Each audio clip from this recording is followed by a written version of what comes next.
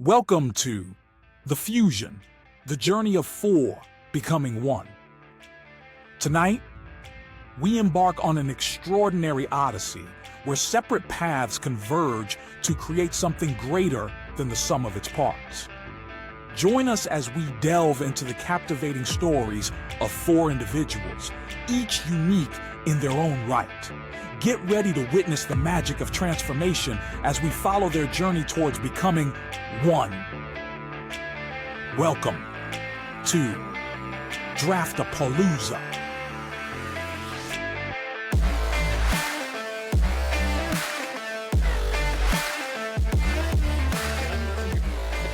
And you heard it right. Welcome to the 2025 G'day Gridiron DRAFTAPOLLOOZA episode. The episode in the off-season where we take a whole bunch of mock drafts and we try and jam them together any way we possibly can to make one mock draft that will become the official 2025 G'day Gridiron mock draft. So we've got four boys in the house tonight, all of us, myself, Brad, Nick and Isaac. The whole G'day Gridiron crew are on board for the first time this off-season. Look at us go, boys. All ready to go. Got us all together. Let's get it. Got us all together. It's been, we've had a couple of shows with one or two of us and just me by myself last week because we pretty much had a week off. But here we are, back again. Guess who's back? G'day Gridiron's back. Brad, are you stoked to go through another huge G'day Gridiron DRAFTAPOLLOOZA episode? I am beyond stoked. I'm a bonfire. I am on fire from head to toe, and that's not just because I'm Randy. So, yes. This is going to be an amazing episode with Brad. It's one of those where he's on holidays. Yeah. Officially, so he's been day drinking. So, of course, the great Australian pastime of day drinking every day that you're on official holidays. Mate, yeah, I couldn't drink at all last week because I was back and forth with my wife in the hospital, all that crap. But this week, she's at home, and so I'm making up for lost time, let me tell you. Honey, I'm getting plowed. Cancer schmancer, I need to have a beer. He's so Australian now. It is.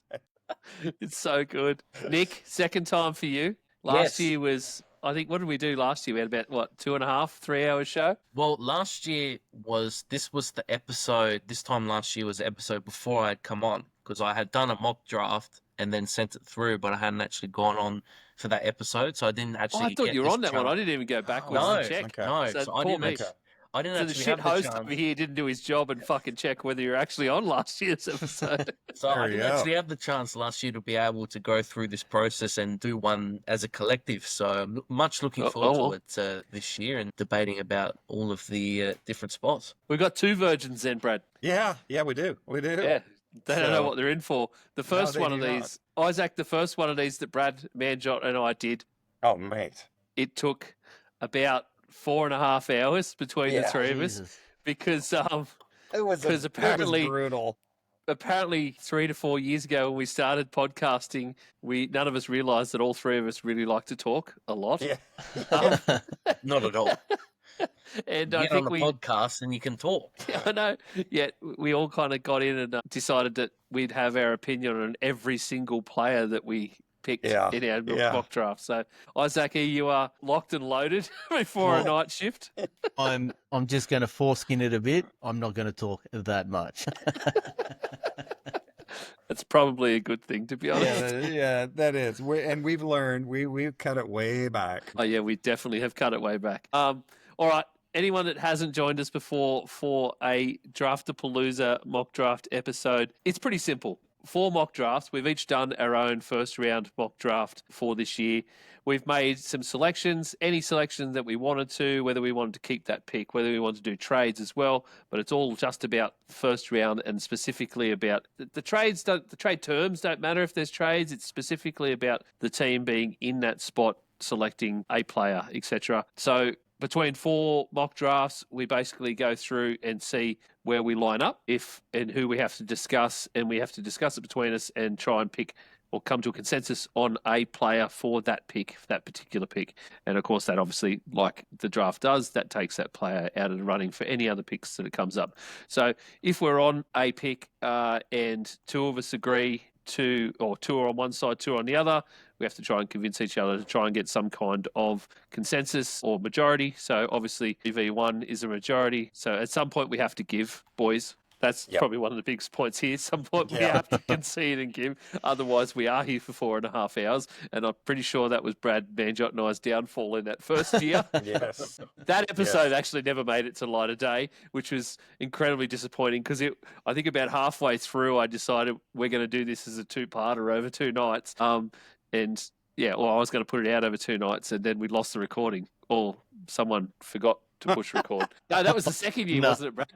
No, that was the second year. The first year it didn't come out because we were on a different podcast, and that went to shit. The person we were doing those podcasts went to shit. It never came out because we didn't have access to any of the to upload podcasts and all that sort of stuff. And in the second year, I forgot to push record. Felt like absolute shit, so we had to come back the next night sort of run through what we did again. But we realized that run through made it a lot faster. Yes, and better. But we also realised we have to concede at some point. We can't just keep arguing about a point on and on and on again. So there is that. We have to at least do it. So yeah. So basically, it just sort of, if two of us agree, two are on another side, or 1-1, we have to talk about it. If it's 3-1. We have to convince the other person, or the other person can put up a case as to why, and they can come across, or we might all move the other way. If all 4 of us agree, that's the pick. There's no discussion. That is the pick. So, as we go through, obviously, like I said, we'll be knocking out players. So we might get to 15, say, if we get to pick 15, and there's 2 players left on the board that 2 of us pick. So Brad might have picked one, I picked another, and Nick and Isaac's might not be there anymore. Their picks that they made at 15, we're only discussing those 2 players. So that's it. There's no others that are going to come into consideration. It's just from our mock drafts. So we just get those rules clear first up. We are scoring these mock drafts, and I'll be scoring any that the rest of the AGN boys put out to me as well. So I'll try and put out all these mock drafts as well as the ones that I might get from Taylor or Maddie or Manjot. Manjot will definitely give us one to put out on the socials. So make sure you keep an eye on the socials for any of those through the week. I'll even put out, and I will have already put out a couple of, you've seen, maybe if you haven't, but I put out a couple of mock drafts already for our mock drafts, so I'll continue to put those out along the way. You can obviously always find any of that stuff on our socials at Linktree/Aussie Gridiron Network. You'll find the links to all of the AGN socials, G'day Gridiron, Aussie NFL Fantasy. The boys are back this week, by the way, too. Stellar episodes. So let's make sure everyone goes and checks that stuff out. It's in the same podcast feed, so you only got to follow one podcast feed, so go and do that. So yes, we're scoring all of this stuff against the real life picks. So basically the way it happens is you'll get automatic points, essentially, is how I've set this up. 1 point for the correct team at that pick, 1 point for the correct player, 1 point for the correct position, as in QB, edge, defensive tackle, etc. And they're based off the positions that PFF or ESPN, because most of them use the same positions. I'll base it all off one place.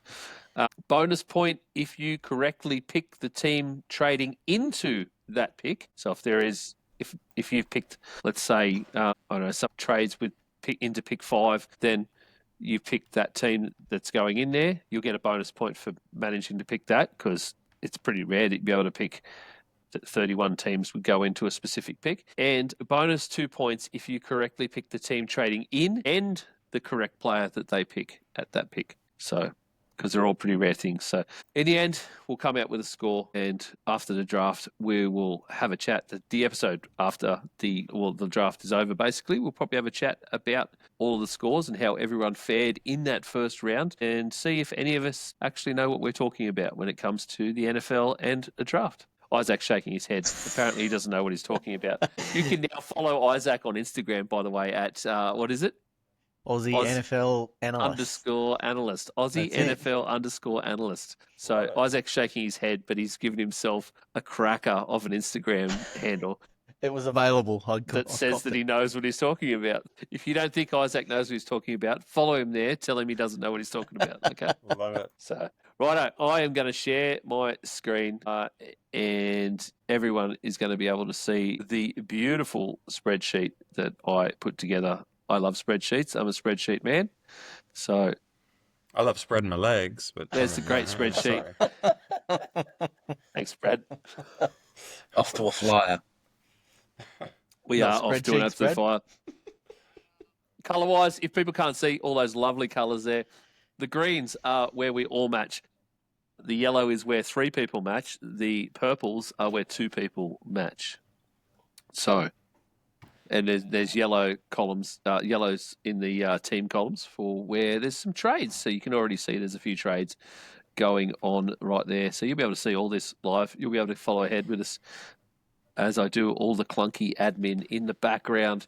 And you can see all of this on YouTube at Pastry Press NFL if you want to go and look at our lovely faces and look at this amazing spreadsheet that I'm sticking up in front of everyone.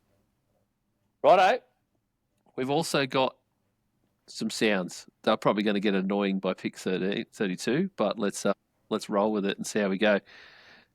Righto, boys. Officially on the clock for the 2025 G'day Gridiron Draftapollooza. Let's kick it off, eh? Is everyone ready? Yeah, Rock and let's do roll. it. Right, well, Dun, dun, dun, pick dun, number 1 dun, dun, dun. for the Tennessee Titans. I mean, the pick is officially in. If the sound ever plays, the pick is officially in. Ding, ding, ding, ding, ding. Thanks, Brad. No That's worries. absolutely perfect. We all agree on the very first pick, and what an absolute surprise. I don't think anybody could possibly disagree with this pick, and I think the world knows what's going on.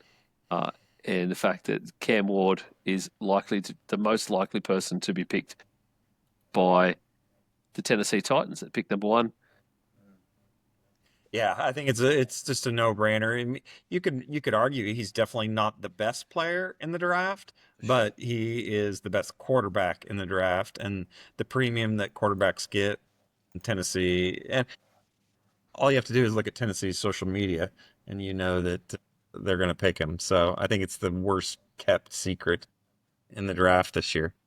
Yeah, 100%. I definitely agree. Like, I think it's definitely an overdraft for Cam Ward. I mean, usually quarterbacks that high, most of them are overdrafts. But in terms of positional need, personally, I would, if I'm the Titans, I'd probably, if I was in their position, I'd be taking Hunter or Carter, and then looking next year to get some.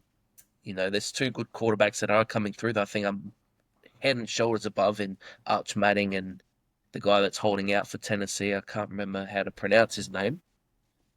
But yeah, for sure. It is what everyone will think will be the number 1 pick is Cam Ward this year. Well, Yeah, I think so. And he came out on social media today saying Calvin Ridley is his favourite receiver in the league. And you're like, mate, you got Justin That's locked Jefferson, in. Jamar Chase. And you're Yeah, like, yeah, exactly. If I was Tennessee, frankly, to your point, Nick, though, I'd trade back if I could. I don't care if all I got was an extra second rounder. I would talk to Cleveland and the Giants and say, hey, why don't you, one of you guys, you want to come up to pick 1, just because for that very reason. I don't think he's worth the number 1 pick, but hey, he's gonna be it. So what do we know? Yeah, they could easily trade. They could easily trade back to the middle of the order and get maybe a receiver or something like that, and then gear up for, if Levis does improve, then you say beautiful. But if they have another bad year, like I said, there's 2 really good quarterbacks at the top of next year's draft that they'll be able to go and get. Yeah, they've got so many needs. It's ridiculous. All right, boys. Pick number 2, currently held by the Cleveland Browns. All of us have said that the Cleveland Browns are going to stay in that position at this point. Nick and Isaac have picked Travis Hunter, who is officially listed as the cornerback, but of course he is a dual position player, played wide receiver for literally every single snap this year in college. And Brad and I have gone for Abdul Carter, the edge rusher / inside defender.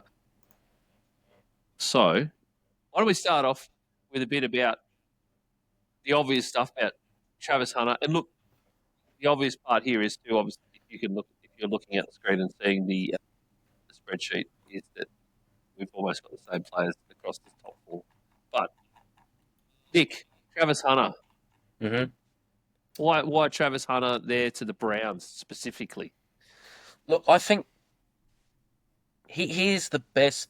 Obviously, it goes without saying, the best all-round player because he can literally play on both sides of the ball. And he's come out and he said, since he won the Heisman and in that time between now and then, he said he's wanting to play both ways. And he's made that clear that he wants to play corner and then as receiver. Now, how that would work, I'm not quite sure because he's got the potential if he works on his game because he's very raw on the offensive side of the ball. He's got the potential to be a number one receiver. But does he walk on and be like a number one receiver straight away? Maybe for the Browns, potentially. The Giants, it wouldn't be. Like, I would take Neighbors as a pure receiver over what Hunter is right now. Maybe not in the future, but I think you're getting so much on the defensive side of the ball. I would argue he's a better DB than a wide receiver. But I think what it can work into is, for me, with Cleveland, you've locked in Myles Garrett. So you've already got a really A-grade, all-world the end already Myles Garrett on one side of the ball. Now, adding Abdul Carter on the other side is a good thing. Obviously, that's not going to be a pick where we go, what the hell is going on there? But if I'm the Browns, if you take Travis Hunter and you give him a year to work as a receiver, you've brought back Joe Flacco. Now, whether he's going to be what he was 2 years ago is unlikely, but it's possible. But it gives them the opportunity to be able to have Hunter maybe on the offensive side of the ball with Jerry Jeudy. And like I said, next year, they've got two really good quarterbacks who I would take over any of these quarterbacks in this draft, and that can work into their future.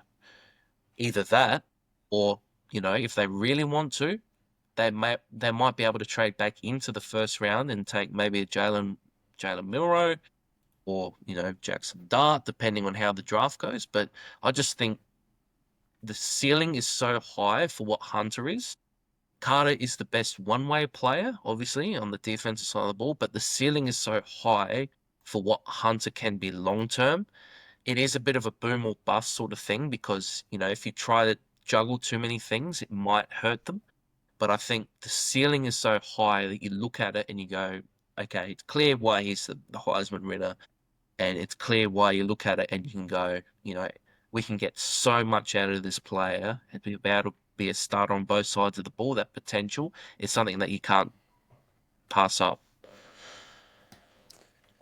All right, Brad, do you want to give us a bit about Abdul Carter at the Browns? Your feeling there? Yeah, I think part of the reason why I originally went with Carter is just the idea of pairing him with Myles Garrett is just automatically, I think, puts them into, in my opinion, back into playoff contention. Because that would be just an unreal defensive line. And of course, you're paying a premium for Myles Garrett, but if then you factor in Carter's rookie contract, it's to have two premier studs. Of course, this is all projecting for Carter, but to have two premier studs at one position group, defensive line, and you average out their salaries, it's not that bad. So that's the way I think they can rationalize it and come to terms with that.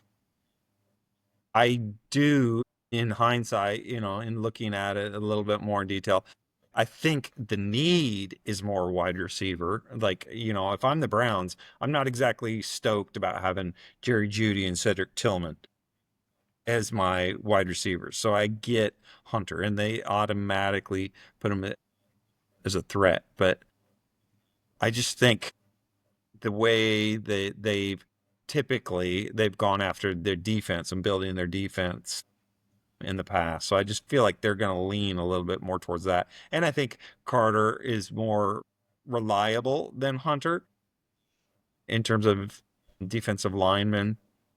You're more likely to get good, consistent production out of them than you are from Hunter, even though Hunter's got a lot higher upside. I'll Yeah. give him that. So, my needle has moved a little bit, especially with what Nick is saying. So, yeah, I mean, with Abdul that's Carter, you're a tough one. you're pretty much getting a player like Micah Parsons, really. It's the Yeah. same player, and I mean they've come out of the same school. Yeah. So, Yeah. I sort of went Abdul Carter more because I think that just about everyone is going to view Travis Hunter more. He's going to have, at some point, he's not going to be able to be the dual threat all the time. And in the NFL, you're not going to be able to play 100% snaps on both sides of the ball. There's So no more way. people are sort of going, he's the cornerback, so he's the premier defender at in that at ZB in that position, and they're looking at him that way. And when I look at the Browns, I sort of go, I don't think they're going to go that way. I think I'm leaning. I leant more in thought process to the same way as Brad, that they would look to the best player there in terms of a defensive player is Abdul Carter as a sole defensive player. He's going to be a standalone defensive player, and to pair him with Myles Garrett and trade on exactly what they are trying to achieve in making this defense that is just going to be world beating, that it doesn't matter what kind of debacle is going on the other side of the ball for them. It's defensively they're going to be as strong as they could possibly be, and I think that Abdul Carter fits right in there more than Travis Hunter does, because I don't. He's not going to play. He's not going to play all the snaps, and I just worry that he'll try a team. Whoever picks him up will try and have him play a whole bunch of snaps on both sides of the ball, and at some point the injury risk is through the roof in the NFL. Yes. And you could lose him totally. And I wonder whether some teams may have a slight fear of that, even though he is admittedly sensational and like a one-of-one talent that only comes along like every few generations, not even like a generation. Every generation. Yeah. So that's more. If the quarterbacks were worse, he'd go at number one. Travis Hunter would 100%. Oh yeah. Yeah. Jeez. But if it wasn't for the fact that teams are quarterback needy, that's where he would be. So that was my feeling with Abdul Carter. Isaac, have you sort of been swayed either way? I'm still sticking with Travis Hunter just because of the fact that they have no other weapons on offense and you need to score points to win games. Like I get that Abdul Carter comes in and you've got the world's best defense, but if you can't score, you don't win the game. Now, granted, he's not going to come in and play every snap, but you may use him on the third and fourth downs where you need to get past the yardage to keep the drive going, and just play him sparingly on offense, and you still get better at defense. I mean, the cornerback there, you're still getting better on the defense. So that's the reason I had him there. I just think above Carter. They sort of set themselves up a bit too much, though. Like the fact that they've got Joe Flacco and Kenny Pickett right now as QBs, it's like it doesn't matter who you pick at a wide receiver because that offense isn't going to do shit this season with those two QBs. And Sean Watson's not going to be back this season. And also, probably those two quarterbacks probably show that they don't want to win games this year incoming. So that may be another thing. So. Well, I mean, like I said, I know who Travis Hunter is an absolute talent, and I'm happy with that. Brad, are you sort of swayed that way, or are you going back the other way now, Isaac? No, I'm happy either way. Like either one they take, it'll be no surprise. Like if they take I think Carter, that shows for all of us in the fact that pick 3 is the same two players for us. Well, that's right. Yep. Yeah. Yep. So no, I'm happy. It wouldn't surprise me if they go Hunter because he has the more boom potential, so I'm happy going that way. Righto. I'm happy enough going that way too. So let's see if it kicks into gear this time.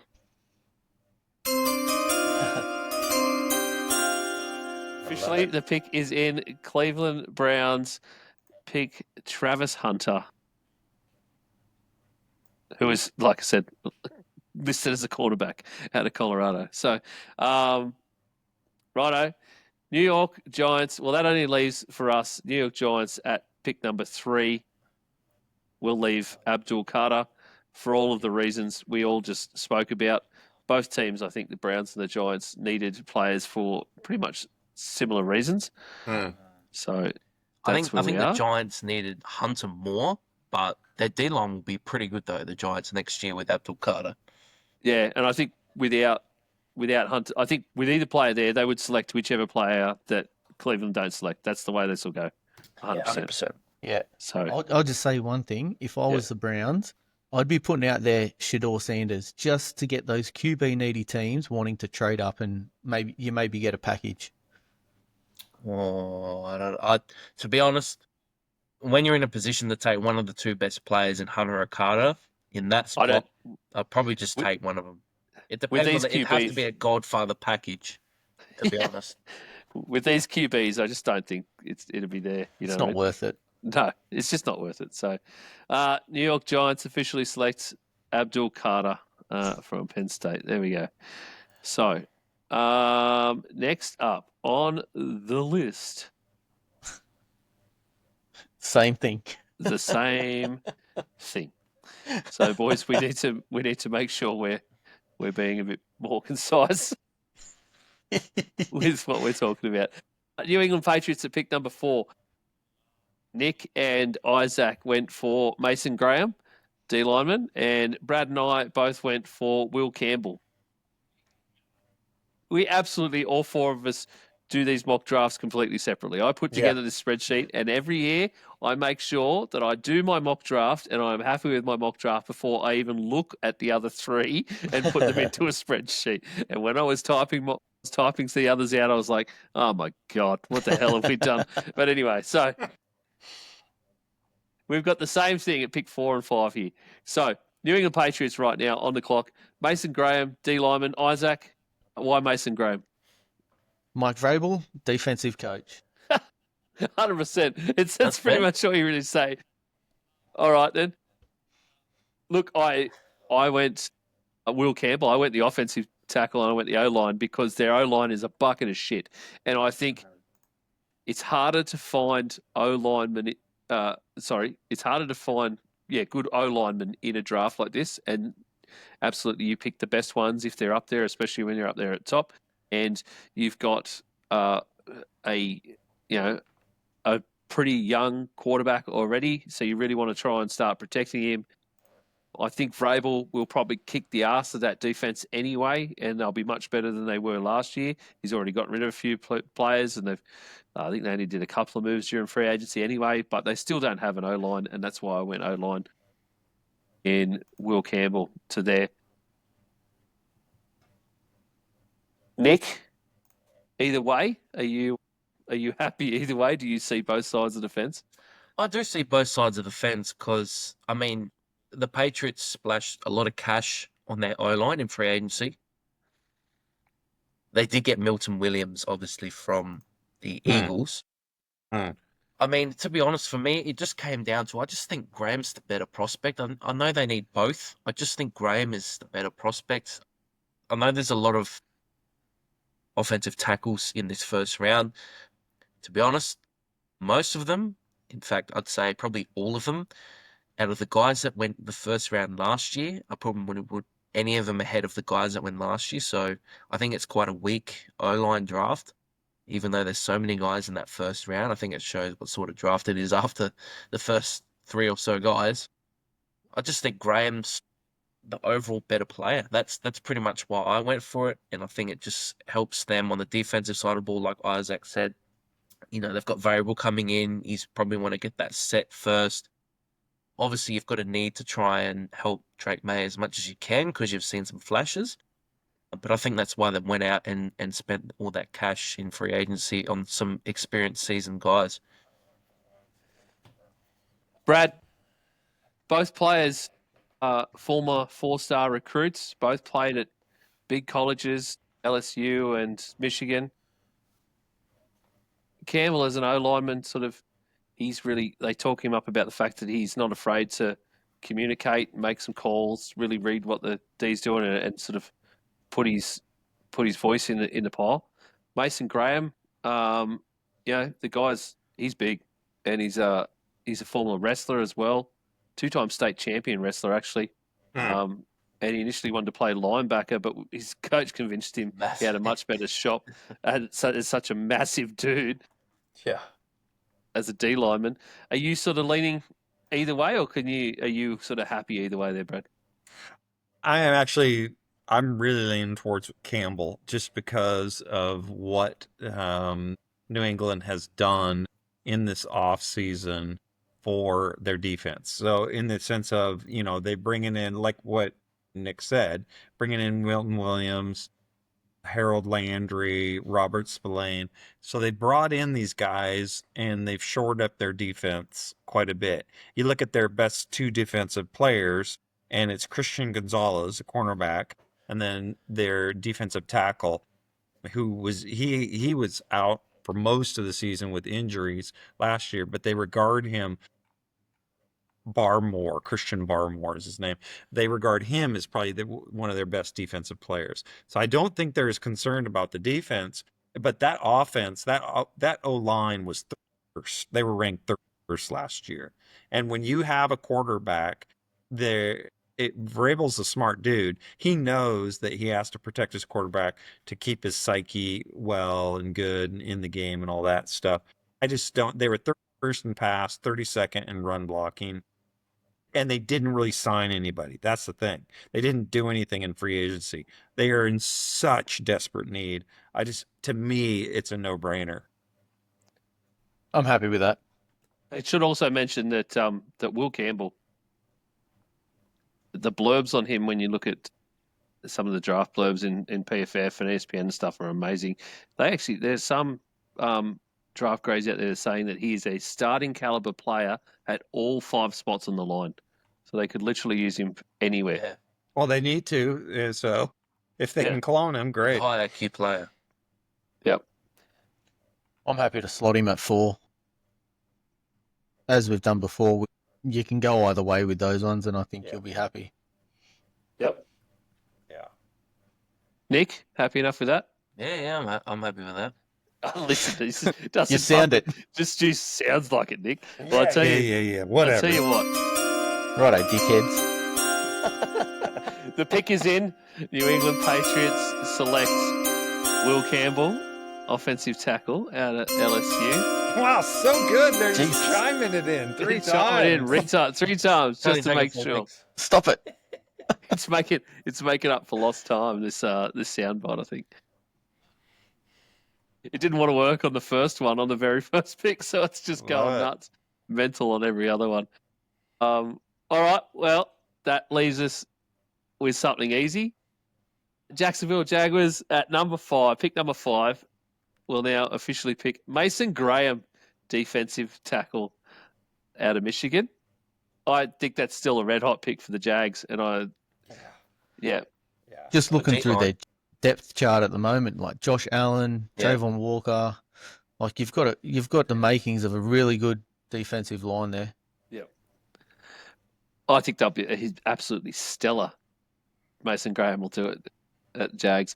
But similarly to our pick 2 and 3, at 4 and 5, I could see either one of those players having great careers at both of those picks, whether it's the Pats or the 100%. Jags, either way around. And I think I reckon on draft day, I think we'll see the same thing.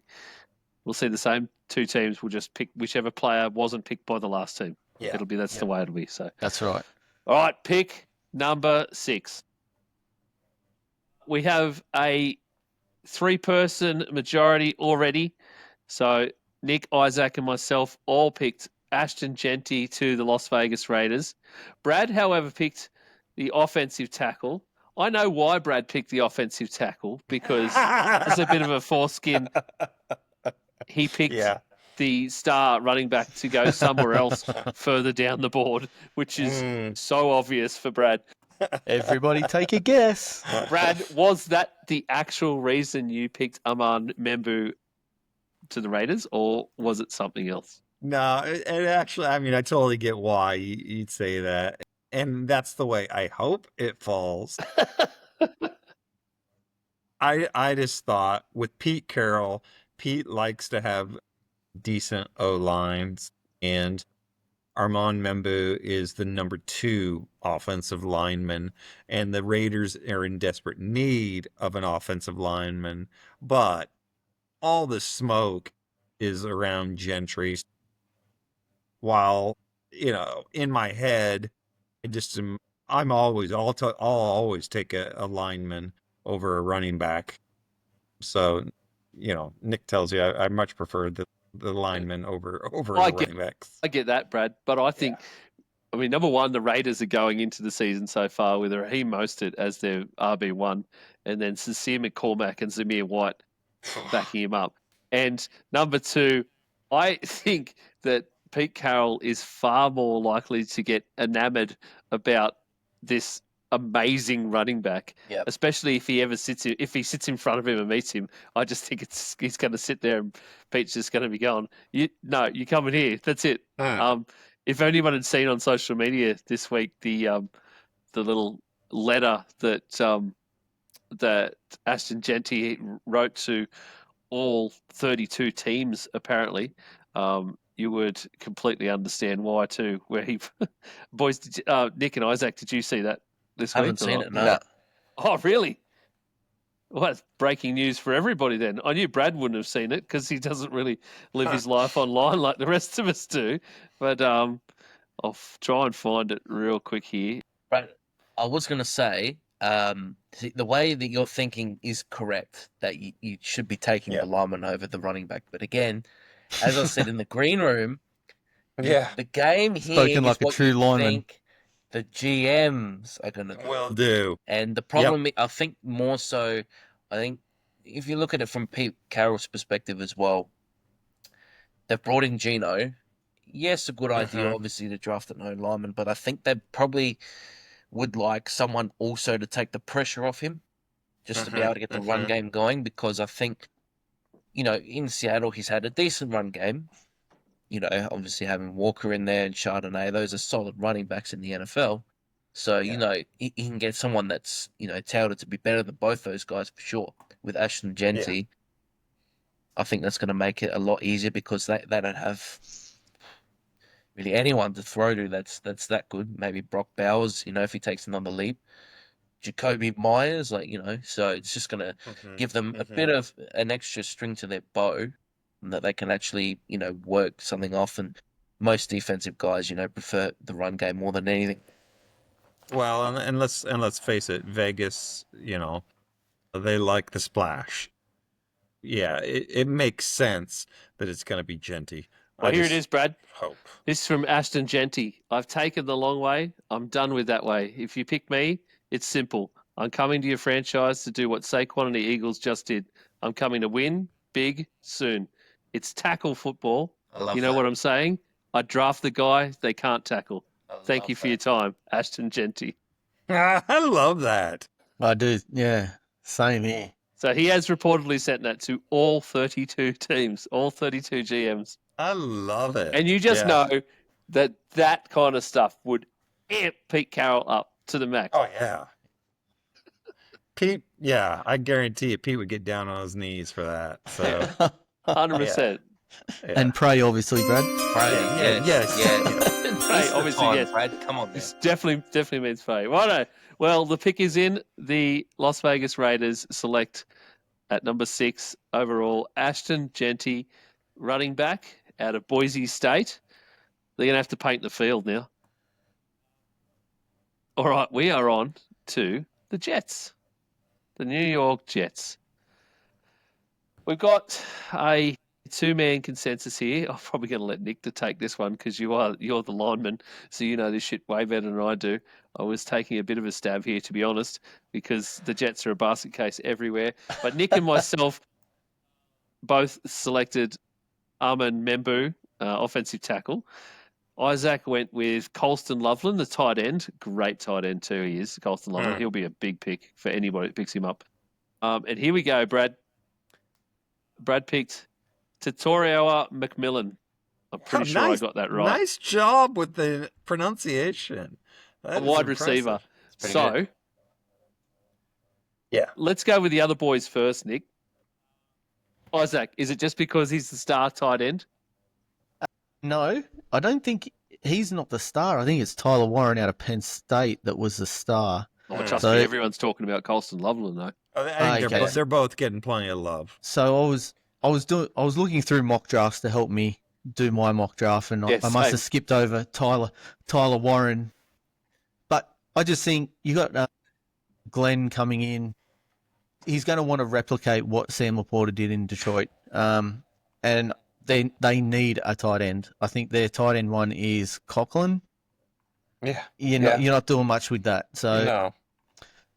as much as they need offensive tackle for the way Justin Fields plays to protect him, to give him more time, I just think they're going to go with the skilled position. Yeah. And I think they've got the wide receiver there in Garrett Wilson. Righto. Yeah. Brad?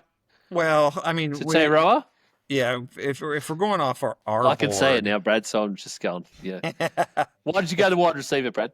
Well, because I think their greatest need is O-line, but in my picks, the top two O linemen were gone. I think then bringing in another wide receiver would be huge for them. It would give them an amazing 1-2 punch, but given our current board, I think they'll take what you guys have chosen. I think, they'll go O lineman. So I'm happy if you want to pick with the Amon Membu. Okay. No worries. Yeah, well, it's Nick. Membu's the obvious answer here, really, isn't he? The O lineman to the Jets to pick. Yeah, I think so. Like for me, if I'm picking a tight end, to be honest, I'd rather Tyler Warren than Loveland, to be honest, because I think Warren is more versatile. If you watched him during his time at Penn State, this guy is lining up, way past the numbers on the sideline. He's in close. He can really, he's really what they made Cole Pitts out to be. Now, hopefully, he's going to be better than Cole Pitts. But, it's that sort of do-it-all sort of tight end. I think that maybe people like Loveland a bit more because he's a bit thicker, whereas Tyler Warren looks like just a lanky receiver sort of type. To be honest, yeah, offensive line is their biggest need. They've been drafting it for a few years now, the Jets, and they still can't get it right. Membu, for me, is quite solid. Like, he's quite quick. He had a really good combine. So he's got quick feet. His hands are okay. So I think with that, you can place him on the outside, and that gives them a member, and then Fashanu on the other side when he comes back. So that would be able to give, at least Justin Fields a chance to be able to build and have time to be able to, throw to Wilson or whatever. So, Brad, you're happy with the O lineman now? Yeah, that's fine. Righto. Isaac, I guess you're going to have to be. All right then. All right, then. My God, this is just going to go south real quick, isn't it? Wait, All right. wait till we get to pick 20. I know. Yeah.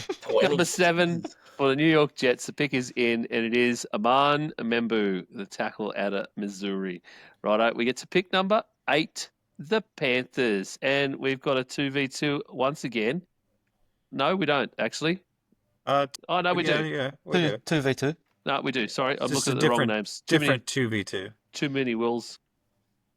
Righto, Nick and Brad both picked Will Johnson, the cornerback, and myself and Isaac both picked Tateroa McMillan. So we've heard about the wide receiver. I believe that the Panthers will probably go that way, just with what's sort of happened with them towards the end of the last season, and Bryce Young actually coming around. And they gave a couple of players on the offense some older players, some pretty short contracts. So I think they're going to look a bit younger. But Brad, was the cornerback just because it was like it's generally the safe pick? Well, I mean, their need, they had, they gave up the most points in NFL history last season. Mm. So that Yes, they did. they need some major help on the Yeah. defensive side of the ball.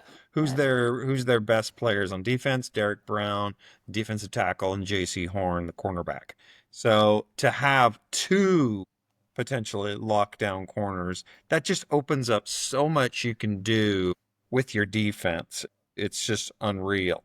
Now, again, in my draft, I had Tatara McMillan, Tatoria, whatever his name is. Titty. Titty. Roa. Titty Just McMillan. McMillan. Just go with McMillan. He's got a reasonably normal surname that you can use, Brad. I prefer to say Titty. So, That's it. You can. I will guarantee you that you are going to find that on a shirt in our merch store at some point after I love Titty. Matty All C hears this. Titty McMillan. Yeah, show me the titty. Matty, can you please just bookmark this for a shirt, please? Because there's our new.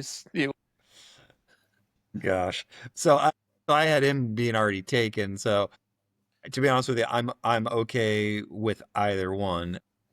I think they would want to, the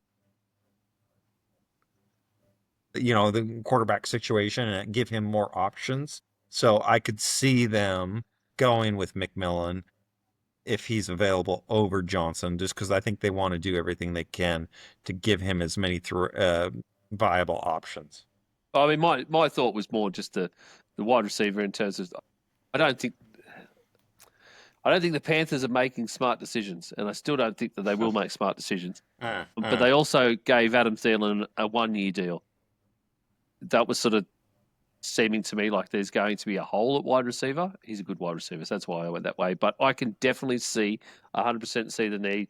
The smart decision would be the cornerback. Nick? Isaac? Yeah, I just think you need to get Bryce Young some weapons. Just get him more weapons. Your defense, I mean, we were talking about it most of the year last year, and we thought they could win games, but they weren't. They were just showing they were competitive, and I think they're going to I like them. I think they're going to come out better. So just getting Bryce Young more weapons will help that. Yep. Okay, fair enough. Well, you know what? I'm going to go with Will Johnson, so I'm going to come across to the boys. So Again, there's our majority sucked in. That's how this game is played. okay. I'm going to get that as a drop by next week. All right, that pick is in. Pick number 8 to the Panthers is Will Johnson, cornerback from Michigan. Righto, we have pick number 9. The contentious one. This is going to be a little bit interesting discussion. Let's try and keep it short, boys. Brad went with Jalen Walker, linebacker, great player. I went with the linebacker as well. I went Jahad Campbell.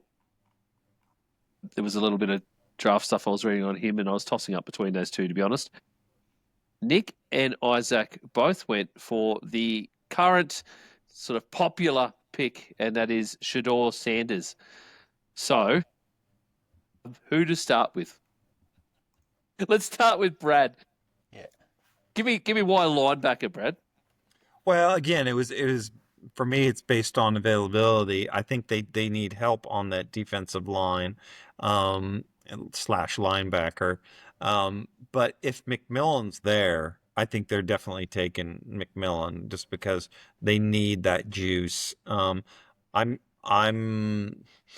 I could see either side. I could see McMillan because they need that. They need offensive threats. They need wide receiver help big time. I think they also need a kind of a hybrid linebacker, which he is. He can rush the ball. He's a little bit like a Micah Parsons as well, mold Jalen Walker. So that's why mainly I stuck with them. All right, Nick, Isaac, who wants to give us a bit of Shedeur Sanders love that nobody else ever needs? Well, the only reason Shedeur was there because now the Derek Carr shoulder injury, he's out for all of 2025. Gonna need a quarterback. You got Spencer Rattler there. You don't want to start him. I mean, take a flyer. it may work out to be one of the better picks that New Orleans has had. Same feeling there for you, Nick? Yeah, I mean, definitely at 9, it's a reason because, like Isaac said about Derek Carr's delay with injury. I was going to say, I think as much as I've, said so much about, the quarterbacks in this draft that haven't been that good, I think Shador in the last sort of month has almost become a little bit underrated into what he can do. He's certainly gotten beat up quite a bit. He has, but when you watch him play, I've seen quite a few like Colorado games just because of you've got Hunter and you've got Shador there. But this is a guy that he completed 74% of his passes last year, which is pretty good. He, like Brad said, he takes so many hits, and that's because his O-line is so bad. It is so bad. It's paper mache pretty much. And the reason I think a quarterback at some of these lower schools can work is because they're asked. So, Colorado 2 years ago, they were like, I think a 1 or 2 win team in their college season. This year they go straight to a 9-win team. And yes, that's because, Dion's there and, they had the Heisman Trophy winner, but it's also because Shador's there and he was available, despite taking all these hits, and he can extend plays and he's so good being able to get guys open, and like this guy can deliver a ball so well, and his accuracy percentage shows for like 74%. Like I actually think he's actually become a little bit underrated into how far he's sliding in some drafts. Like people are saying that he might end up, going all the way down into the 20s. The Steelers have got no one, so they're like, okay, we'll pick him up just because we've got no one. But I think Shador has actually become a little bit underrated in terms of what he can do because, he's been able to elevate a program, and they were a top 25 school, in college this year. He's going to be asked to be doing that with the Saints. I mean, he'll have Kamara with him. How is his age going to show? They've got Olave. Apart from that, they really don't have much else on offense, and their defense is shocking. And 100%, like Walker or Campbell, 2 studs, absolute studs. Like they're so dynamic where they can play D line and linebacker. But I think, like Isaac said, take a flyer on Sanders. I think he's become a little bit underrated. I get that there's a bit of noise because, he's a Sander. You got Dion in the background, but I think it's definitely worth a strike for sure. I guess it comes down to how much do they love Shador, What kind of grade do the Saints give on him? So, because Derek Carr is obviously not the answer, and he's got injury issues. Personally, I would, if McMillan's there, I'm going wide receiver. Yeah, it's a tough one. It is a tough one. I just chucked up some Shador highlights, so we're not just sitting on one thing. Look, I get it with Shador. I understand. I have a little bit of I think he's overhyped because of the Prime thing.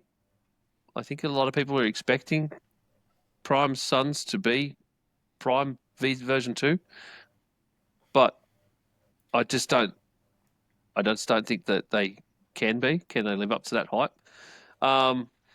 And I think maybe because he's a quarterback, he's been hyped that hard as well. But, a lot of the stuff, I understand the completion rate, Nick, but a lot of it was more sort of short, middle, and he had a lot of trouble passing into coverage accurately. And then also he did have the advantage of, Travis Hunter, as you see here, So when you've got guys like Hunter and Shepard and these guys that can just go after a ball and come down with it, it is really there. But I do get it now. Though, along with the Derek Carr thing with the Saints. Their only other option now really is to chance it with Spencer Rattler, see if he's got the goods, like a 1-year thing. And if Spencer Rattler doesn't have the goods, then you move on to next season where there are some other QBs and they could be good, they could be not as well. So back to your point there, and all the wide receivers in the NFL are like the Travis Hunters and the Shepherds. So they're going to go up and get them. Like, you're passing to a better quality type wide receiver. Yep. Well, the Saints don't have that, though, which is the other problem. They've got Olave if he can stay on the field. Oh, God, Mhm. what's he asking Raheem Olave to stay on the fields? Shaheed, get me some of that. Brandon Cooks, give me some. Brandon Cooks. Brandon jeez. Cooks. Shout out Matty C. Oh, man. I just don't know, man. Honestly, if you look at my mock draft, I have the Saints doing something else at QB later on, and that's sort of why I have that feeling. I don't think Shador Sanders is the type of QB that fits with that new coaching staff either. By the way, Brad's boy. Yeah, I don't. It's not the typical. He's not the typical style of QB that he would pick. Well, what are we going to do, gentlemen? So I don't think he's the style of QB that fits with Kellen Moore. Is my point? Like he plays very different. He plays very, very different. So there's other QBs that you can get later in this draft, like rounds 2 and 3, that I think will be a better fit for Kellen Moore. And I'm not saying they wouldn't go QB in the whole draft. I think they will pick a QB in the draft and maybe chance it with Spencer Rattler for a season. And then you've got this other guy who can sit and learn from Kellen Moore. Yeah. Well, and you couldn't get two more polar opposites in terms of the types of people they are than Kellen Moore and Shedeur Sanders. Now, sometimes that works, and we see it all the time in marriage.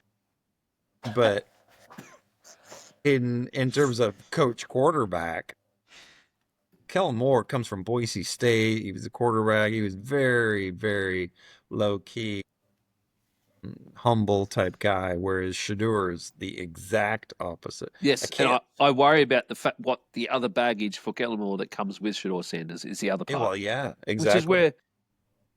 Which is where I think a few teams have been shying away from him more than anything else. Yeah. Can I ask, though, so we're deciding between Sanders and who, though? Who are we deciding between? Yeah, right. Because we've been saying about other Shedeur Sanders, so who? No one, who it's we two. actually- The other 'cause two I was like, who linebackers, we mate. actually... Nick, we win. It is a majority right now because it is 2-1-1. So Brad, how are you feeling? I mean, I could see Sanders. So, I mean, Yeah, so could I. So I'm happy to go with Sanders because I can All see right. Sanders being the pick. okay. I can see it being a pick, but I think it's a dumb pick for the Saints more than anything. I would So- agree. I would agree. So in the interest of moving the fuck on, let's let's just go on with that. That sound is broken again. It is terrible today. It's Wait, all right. it'll come it'll through come 3 back. times. Yeah, exactly. Brad, can you just do the sound for us, please? That's exactly what I wanted. Sorry, that sounded a little bit more like the General Lee from Dukes of That is- Hazzard. But That is typical American going straight with the southern sound, Brad. Thanks. that or gay porn, Thanks for that. one of the two. Sorry. Pick number 9 to the Saints, QB Shedeur Sanders from Colorado.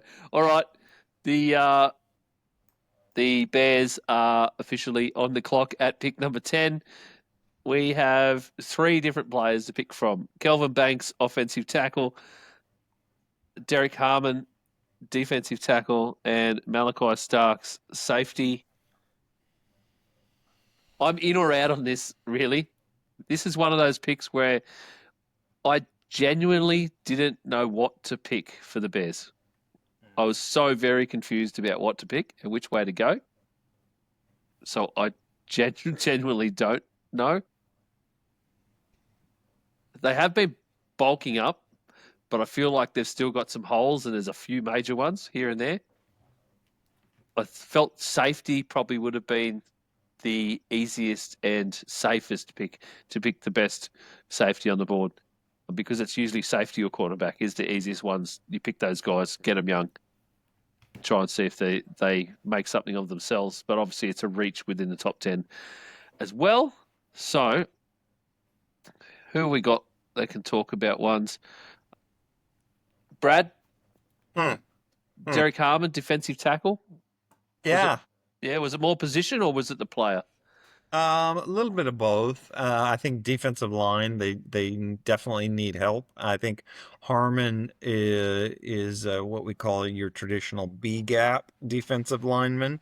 So if you think between center and guard is A gap, and between guard and tackle is B gap. And he's a Duck, so I'm a little bit biased. He was only there for 1 year, but he had a stud season last season for the Ducks, and he led all interior D linemen in pressure rate. And the Chicago needs defensive pressure rate.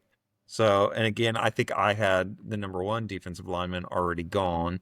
So, yeah, I just felt like it was a good fit, and he was the best player at a high position of need for the Giants. But it's hard to tell what they're gonna do.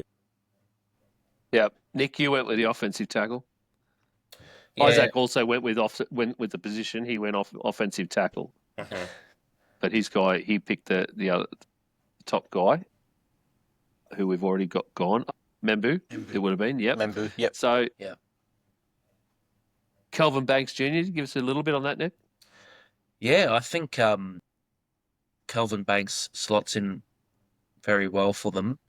It just helps them a little bit more with their O-line, with trying to protect Caleb, obviously, but he's such a great run blocker out of Texas. Like, he's just bulldozes people. Like, it's insane. He's just massive.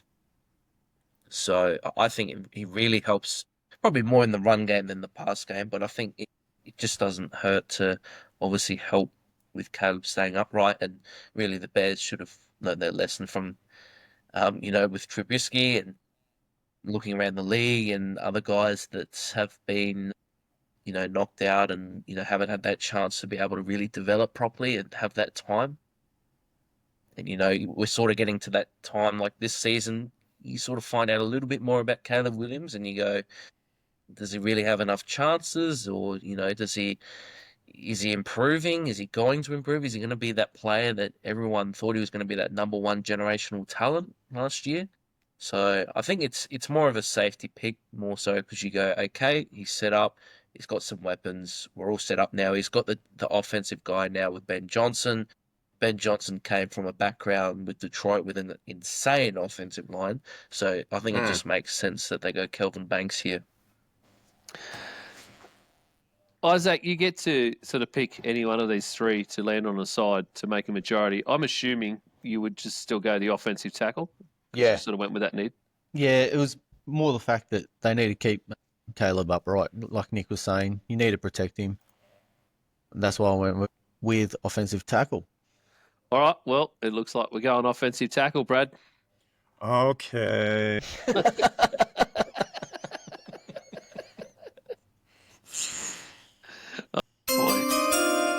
There we go. Hey, we're back. Hey. All right. With the 10th overall pick, the Chicago Bears pick Kelvin Banks Jr., offensive tackle out of Texas. All right, boys, guess what? That's the top 10. That's taken us an hour of the podcast so far. I always knew that the top 10 was going to take a little bit more talking about, because I think from here on down, there's not as much to talk about. We've obviously covered some players, thankfully, so we won't have to cover them again. But also, because we don't know who the fuck they are. I think we'll get to that territory from about 20 on. So let's see where we go from here. Pick number 11, Nick's San Francisco 49ers. We have we already have a majority here. Nick and Isaac both picked Mike Green, edge rusher, and I picked G'day Barron, cornerback. I guess mine again was just more, there was a need there. Cornerback was sort of obvious on defense. The year is what it is. I can see, obviously, with an edge rusher, that's another star defensive player. And Nick, do you want to give us the lowdown on Mike Green? Oh, I was going to say there has been some rumors. I've heard a lot more during the week that we may even be, looking to potentially trade, and I think that's more so to look at someone that can play in that secondary, because we have lost Hufanga and Javarius Ward. But rule of thumb with us is always we select a D lineman. first round. Just always Yeah. been like that. Someone on the opposite side of Nick Bosa. Brad, I can see you had the offensive tackle there. Kyle Shanahan doesn't like those guys very much, so unfortunately we don't look at that position very much. Again, It's unfortunately it's game, showing. it is, and boy, when Trent Williams goes, whew, straight to the bottom. But yeah, like I said with this exercise, it's who you think they're going to draft, and not who they should be drafting.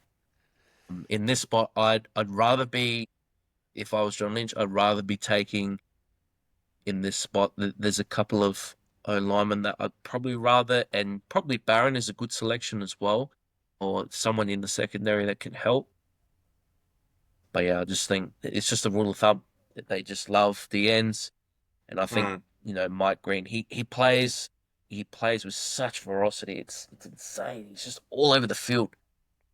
He just never gives up on a play. He just rips through blocks. And I know he's played at a lower school, but you can tell he's just one of those guys. He's just so powerful. He's not massive, but he just gets to the ball so quickly. So it would still be a good addition. I'm not going to complain, but I just think there's probably a better positional need.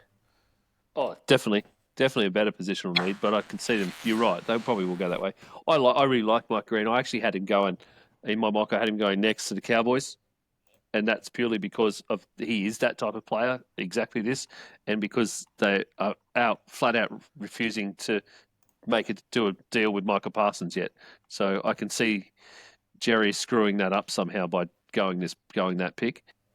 That's why I went Cowboys. So I kind of looked ahead when I was doing my mock and going, I think this player will go about here, and then just sort of filled in gaps somewhere as I went along. Yeah. But yeah. He's in San Francisco 49ers at number 11. Select Mike Green. He's got a very normal name for an edge rusher too. Adam Marshall. So, pick number 12. Brad's Cowboys. Righto, we have 2 left to pick from. Brad obviously picked Ashton Genty. We foreskin that early. It's never happening. This is Brad's absolute wish is that Ashton Genty falls to the Cowboys. Brad, I think we can all pretty much guarantee that if Ashton Genty is still on the board at 12, the Cowboys won't pick him because it's the logical answer. It's a logical answer to a bad situation. Instead, Jerry will bring back another old running back for 1 year, $10 million. Okay, so that's where you're going. Yep. As I just said, I had Mike Green there, so he's gone now. He's off the board. Nick had Matthew Golden, wide receiver, and Isaac had Jalen Walker, edge rusher. Isaac, I assume you went edge rusher for a little bit of the same reasons I was talking about Mike Green just a second ago too. Yeah, and I've just read places and seen on social media they're pretty high on Jalen Walker, the Cowboys, so that figured into my mock draft as well.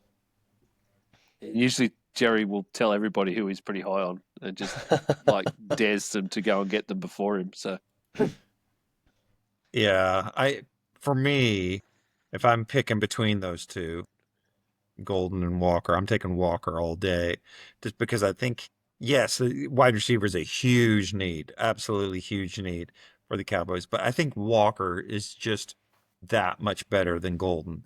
Walker to me is a true early first round pick, and if he's there, I'm ecstatic. I think you've got Micah Parsons and then Walker as well. I think those two coming off the edge, it just would be unreal. I have to agree, and I really think that they're going to screw up this Micah Parsons deal. Oh, it's Jerry generally. I mean, we see it every time. Oh, he loves to pay players, but he expects players to take pay cuts just for the privilege of paying for the star. For the Cowboys, yeah. That's the problem. Yeah. That's what I mean by he'll screw it up somehow. Oh, yeah. Because Micah Parsons, I think, is pig-headed enough to say, I'm not doing that at all. And he will he'll run his entire contract out if he has to and go somewhere as a free agent. He just will. Yeah. Yeah. Because it's the minute he becomes free agent, anyone's going to pick him up in the league. I've just got a quick question for Nick. So, Golden was your first wide receiver off the board on your mock draft, and Yeah. McMillan was second. Any reasoning for that? I think Golden's far and away the better route runner. I think if you take McMillan, you're sort of hoping that you can get him a bit quicker with his feet, because he's massive. Like he's for a receiver, I think he's 6'5" or 6'6". Like he's a tall receiver. Golden's a bit shorter. He's a bit quicker off the line. He's really good against press coverage. He's just far and away like the better, obviously with the agility, but he's just a better route runner. So that's why I have him ahead. I think he's touted to be. It looks like the better receiver, at least sort of coming out of college, and he had a real good connection with Quinilius. So look, with the Cowboys though, again, we go back to it. Who are they going to pick? Now, Jalen Walker would be a good pick, but here, this is where I went with Golden, with a receiver, only because, again, they've got CeeDee Lamb and not much else. So I think Jerry, the way he sort of goes about it, I think he'd rather just go with the guy that, he looks at him and he goes, oh my God, he's so quick. He's got the route running and everything. And he's going to say, oh my God, he's the next Tyreek Hill, something like that. So that's my train of thought. But I do like Jalen Walker as well. I think he's a stud. Yeah, 100%. I would go with that as Jalen Walker. I think that's pretty well unanimous across the board now. Dallas Cowboys pick number 12. Go with Jalen Walker out of Georgia. Miami Dolphins at pick 13. Now, who we still got there? Is Derek Harmon still on the board? You got Josh Simmons as your unanimous. Yep. So Derek Harmon was Nick's pick, defensive tackle. Isaac with an edge rusher that's not there anymore. And we've got the unanimous at the moment as Josh Simmons, offensive tackle. Brad and I went that way. Brad, I'm pretty sure you and I might be on the same train of thought here that the Dolphins need O-line desperately. Big time. Because they've got to be able to protect a quarterback who can't protect himself. Yeah, absolutely. And he's the third best lineman out there. He's a top 20 ball player. So, yeah, I think it's just it's a no-brainer. You got too much invested in Tua, even though he probably shouldn't even be playing. But, yeah, so you got to protect him. I think as well, Simmons, I think he's got the potential to be the best lineman in this class. I think the only reason he's dropped is actually because I think he did his knee in some sort towards the middle of last season. Okay. He's got everything. Like he's definitely the best pass blocker in this draft out of all tackles. So definitely, yeah, the Dolphins getting an absolute start. I think they're getting the best offensive tackle in the draft. Yes, he's coming off an ACL tear. There you go. In 2024. But he played, like one of the reasons I went with Simmons here, and I agree with you, I think he has the potential of being the best O lineman in this draft, is that he redshirted a year with the Aztecs, then started every single game at right tackle in 2023, I'm pretty sure, and then transferred to Ohio State, and they flipped him to the left side where he played the majority of games until he tore his ACL. I say the majority, it was 5 games in the season, but their seasons aren't that huge. Yeah, so he's got the ability to be able to play left or right too. Like he has that thought process, which I think is great for these young guys to be able to sort of really push themselves in that way these days coming out of college. So, well, I think that's pretty obvious then, isn't it, boys? Yep. I love when that sound keeps working. The Miami Dolphins pick at number 13, Josh Simmons, offensive tackle out of Ohio State. We're on to pick number 14, the Colts. The only other absolutely unanimous decision out of our mock drafts. Well done, boys. We got 2. And we've all picked Tyler Warren, tight end going to the Colts. I think Tyler Warren gets down to this point with the Colts, and I think the Colts are going to be looking at that and just saying yes, absolutely yes. The size, the speed of this guy, the hands, his receiving grade out of college was like in the mid-90s, which is ridiculous for a tight end. He's 6'6", 260 pounds. He is a big dude, a fast dude, run blocks, has great hands, pass blocks, everything. So I think it's a no-brainer. I'm sure the rest of you boys would have agreed with all of that. Yeah. He was the best tight end in the country last year in the I think college so. game. Yeah. And I tell you what, watching some of these tight ends during the draft shows was just ridiculous. The whole catch sequence where they're doing that run down the line and just catch, and you're watching the tight ends, and I swear they were doing it better than some of the receivers. It was just And like they were running in a straight line too. Straight lines weren't too, moving off that line. yeah, it's just like tight ends, man. This is why I love tight ends. This is why I love tight end. I'm leaving Brad, it alone. settle I'm down. I'm leaving it alone. All right, pick number It's too easy. Pick 15, the Atlanta Falcons officially on the clock. Righto, we have a unanimous at Shamar Stewart for Nick and Shamar Stewart for Brad. Both picked Shamar Stewart. And then Isaac picked Matthew Golden, wide receiver for the Falcons. I actually picked a cornerback. He's off the board already. So, boys, Shamar Stewart. Isaac? I went with Golden, so. Sorry, you did wrong way. Brad just think was the one I went, but you go Matt Golden. We talked about Matt Golden a bit. That was all. Yeah, I just think they just need help on the offensive end. Give Penix another weapon. Yep. All right, then, Brad. Shamar Stewart.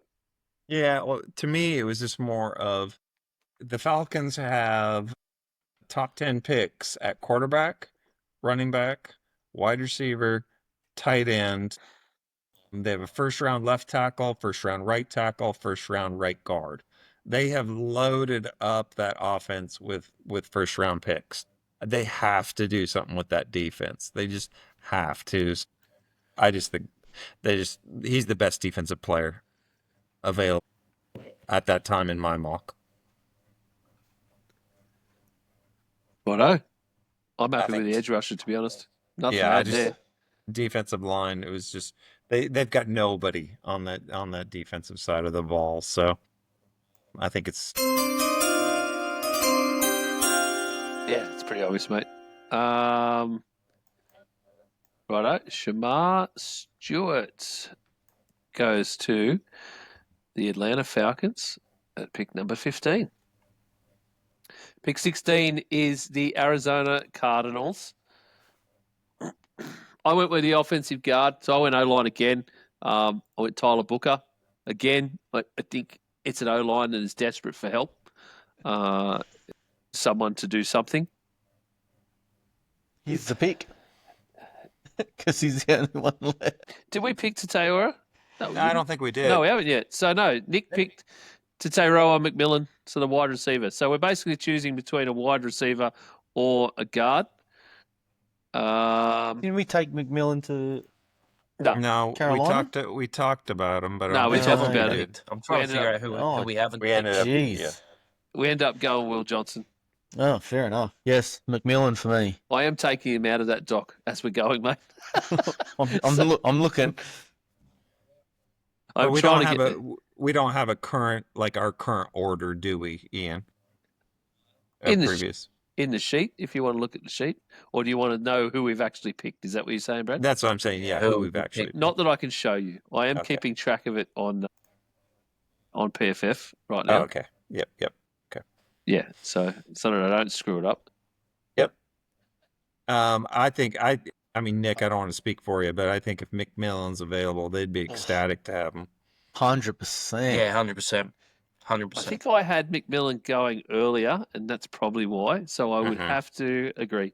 I still think that they're in desperate need of O-line, but Oh I yeah. would think you get to pick 16, and you've got a star wide receiver, or star. I shouldn't say star in this draft because the wide receivers in this draft are basically wide receiver twos. But if you have one of the top ones here, I think you go that way. Yep. Because you can pair him. So Yeah. I'm pretty damn happy with that. Roa McMillan, I don't get to say his name again, Brad. Goes to the Arizona Cardinals at pick number 16. All right. Pick number 17. The team with the single worst defense we have ever seen, ever, and the single best offense we've probably seen ever. The Cincinnati Bengals last season were woeful everywhere, so they've got holes everywhere, mainly on defense. I don't think anyone's picking an offensive player for the Bengals in any mock draft I've even seen ever, everywhere. So at the moment we have Isaac and Brad with Mikhail Williams, the edge rusher, and I went similar. I went Walter Nolan.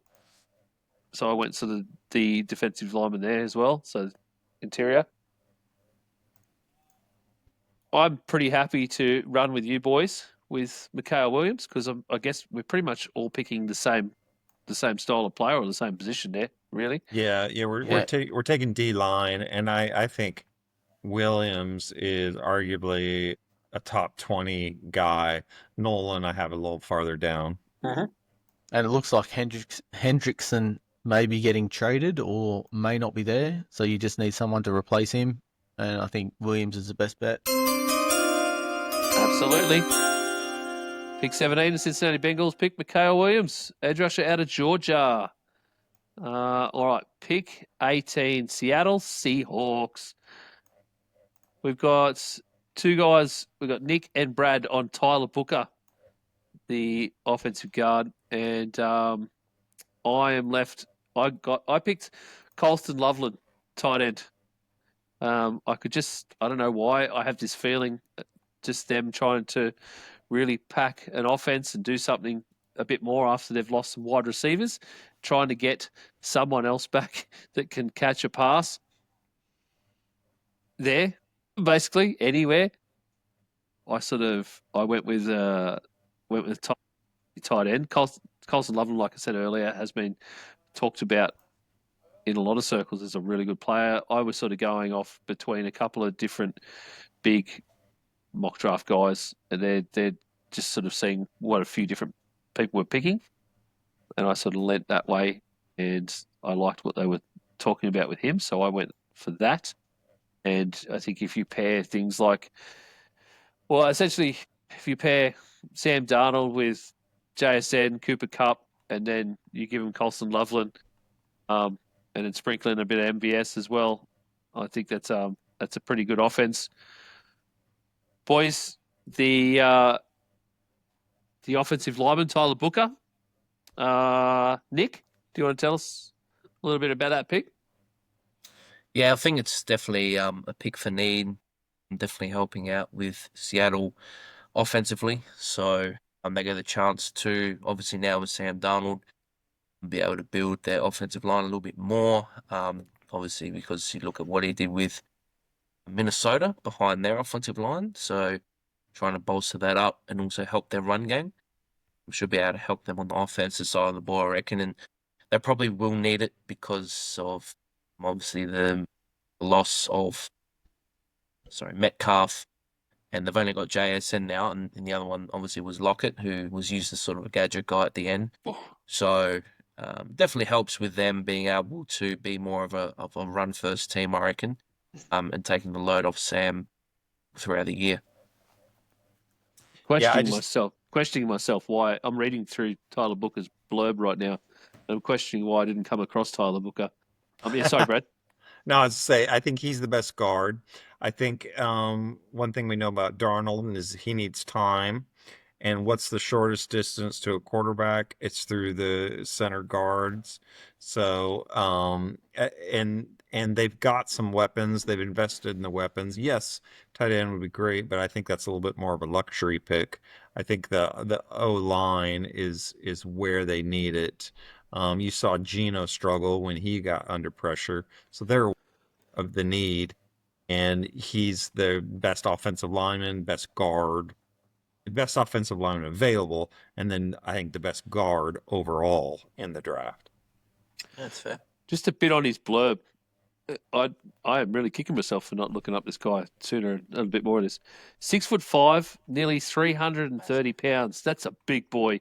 Yeah, That's a beast.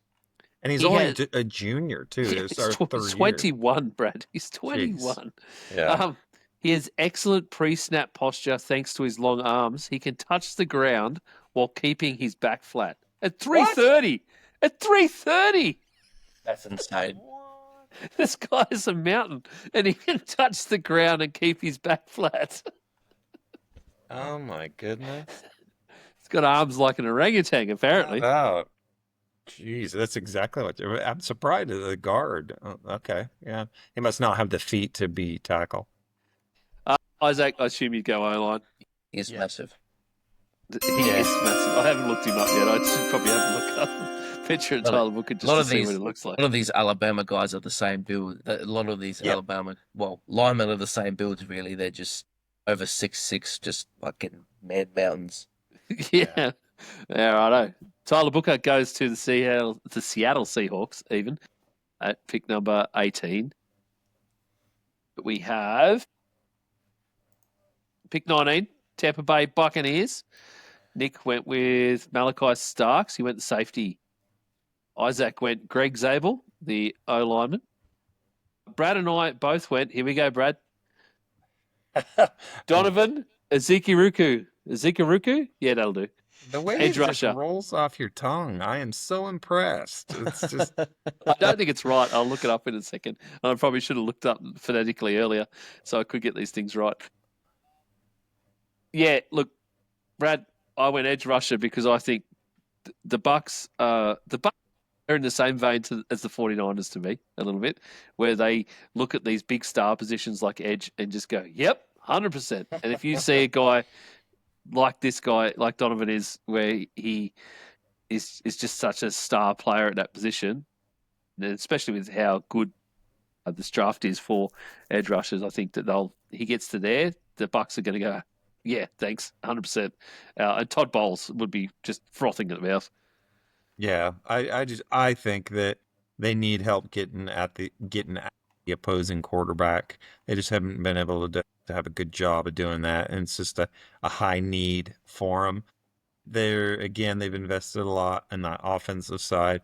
The defense, they really need some pass rush. Nick, why the safety? I was going to say more so because they did pick up Hassan Reddick in free agency. Okay. The Bucks, so I was thinking, well, I mean, doesn't hurt to have another pass rusher, but I just think they probably would have looked in that spot and gone, maybe some help on the back end as well. Their pass defense wasn't that great. I mean, they do have some guys that are back there, like they've got Winfield and they've got also Whitehead, but I think Starks can really be more so aggressive. He can sort of play in a few different spots, so he could play as like a slot corner as well, a little bit like Cooper DeJean, that sort of caliber of player where you can sort of put him in a lot of spots on that back sort of half. So I think that versatility and that flexibility just allows them a little bit more with their defense and their pass defense. Yeah, but I mean, an edge rusher certainly makes a lot of sense as well. So, I mean, you can really go either way. Well, I think, yeah, exactly. You either pick. I think it's going to be one of those two. Isaac, O-lineman, or are you happy with any of the others? I'm happy with any of the others. You're really not fussed on this, are you? Just like, fuck it, I'm over it already. It's just, I don't know many of these offensive linemen and D linemen. How dare you not know the third best offensive lineman in the ACC? For shame. So thank you to whoever's mock draft helped me out today. All right. Wonderful. Thanks, mate. Totally insightful. There's a few coming up that I have strong opinions on. So I'm sure you do. I already know you well enough for that. 19, Tampa Bay Buccaneers pick Donovan Ezaruku. There you go, Brad. That's how you do it. Nice. Thanks for the sound drop too, Brad. Let's see. Where are we at? Denver We're up to Broncos. pick number 20, the Denver Broncos. Now, 2 doubles because Nick changed his. So, I better mark that just for, to be complete because I don't like to not be. Nick and Isaac both picked running back Emma Ryan. Ariane Hampton. Thanks, dude. Nice. And Brad and I picked Matthew Golden, wide receiver. I think I've heard buzz everywhere that Sean Payton will basically just, if Matt Golden gets down to this level, he's the Sean Payton type of player, and Payton will just go, yep, 100%. But you guys, running back, Isaac? I think their running back's a bigger need. They've got Jaleel McLaughlin. At wide out, they've got Marvin Mims, Cortland Sutton, and Vele that went reasonably well last year. So I think How about those pronunciations, Brad? McLaughlin. So I reckon running back's their bigger need there. So that's why I went with Omarion. Yeah, definitely a bigger need. But also, I think he probably fits a little bit more to what Sean Payton could do, because with New Orleans he had sort of Alvin Kamara, and Kamara's not like the quickest guy, but he's quite sort of elusive, and he's quite good with his balance. He's powerful, which is exactly what Hampton is. Like, he's really much a power back. The only reason he's not gone up is because there's literally just a better version of him in Ashton Genty. So Hampton he's a really powerful back. So I think he really suits what the type of player that Sean Payton's dealt with before. Yeah, I think it's going to be running back or wide receiver, and I think it is going to be Hampton or Golden. Either one is fine. I think Golden fits a little bit more, but they've addressed it in the off season, the wide receiver position, more than they have obviously the running back. They signed Evan Ingram in free agency, so I'm happy switching over to Hampton. Yeah, I think I agree with you. It's going to be either one of those positions. It really is going to be either one of those positions. And I get it that Hampton is sort of that. He's still like Genty is, just not as good. And they're both positions where there's a lot of 2 and 3 depth everywhere else. So I feel like you're just picking for picking anyway. But I think, need wise, all right, Broncos. It's going to be that way. So.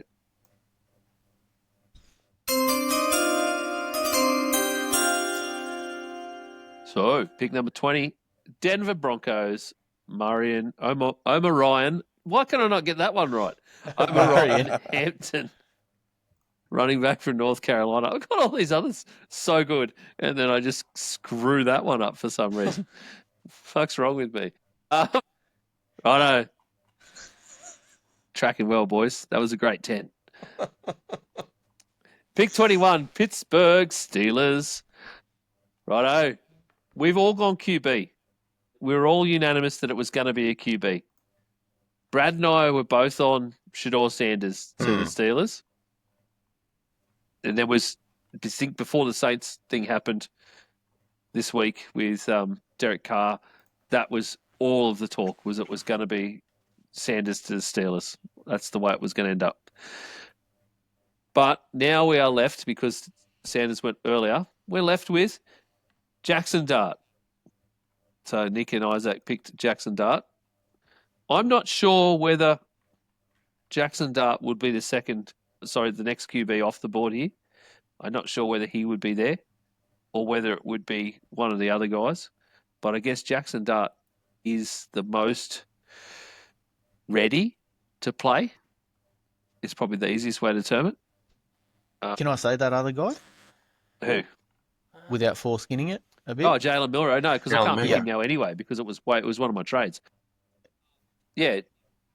I would thought that it would be Jalen Milrow, and it's just more of the way the guy plays. But I had him going to the Saints later on. Yeah, so my thing there is you've heard a lot of invites to the green room for first round, and Jalen Milrow is on that list, and Yeah. he is going. So someone Hmm. in the first round has promised him they're going to take him. Hmm. I don't know who, but Anyway, it we're could be. Saints. We've already got the Saints making a pick up there anyway, as a QB. So it wouldn't matter if I talk about that now anyway. But I had Jalen Milrow because didn't think the Saints were going to take a QB up there like we talked about earlier. I thought that they'd try and come back into the bottom end of the first round and get ahead of some of those early second round teams that are also sort of QB needy is the easiest way to put that. I'm just trying to think. Sorry, I'm trying to think of some of the teams that are there in the second round.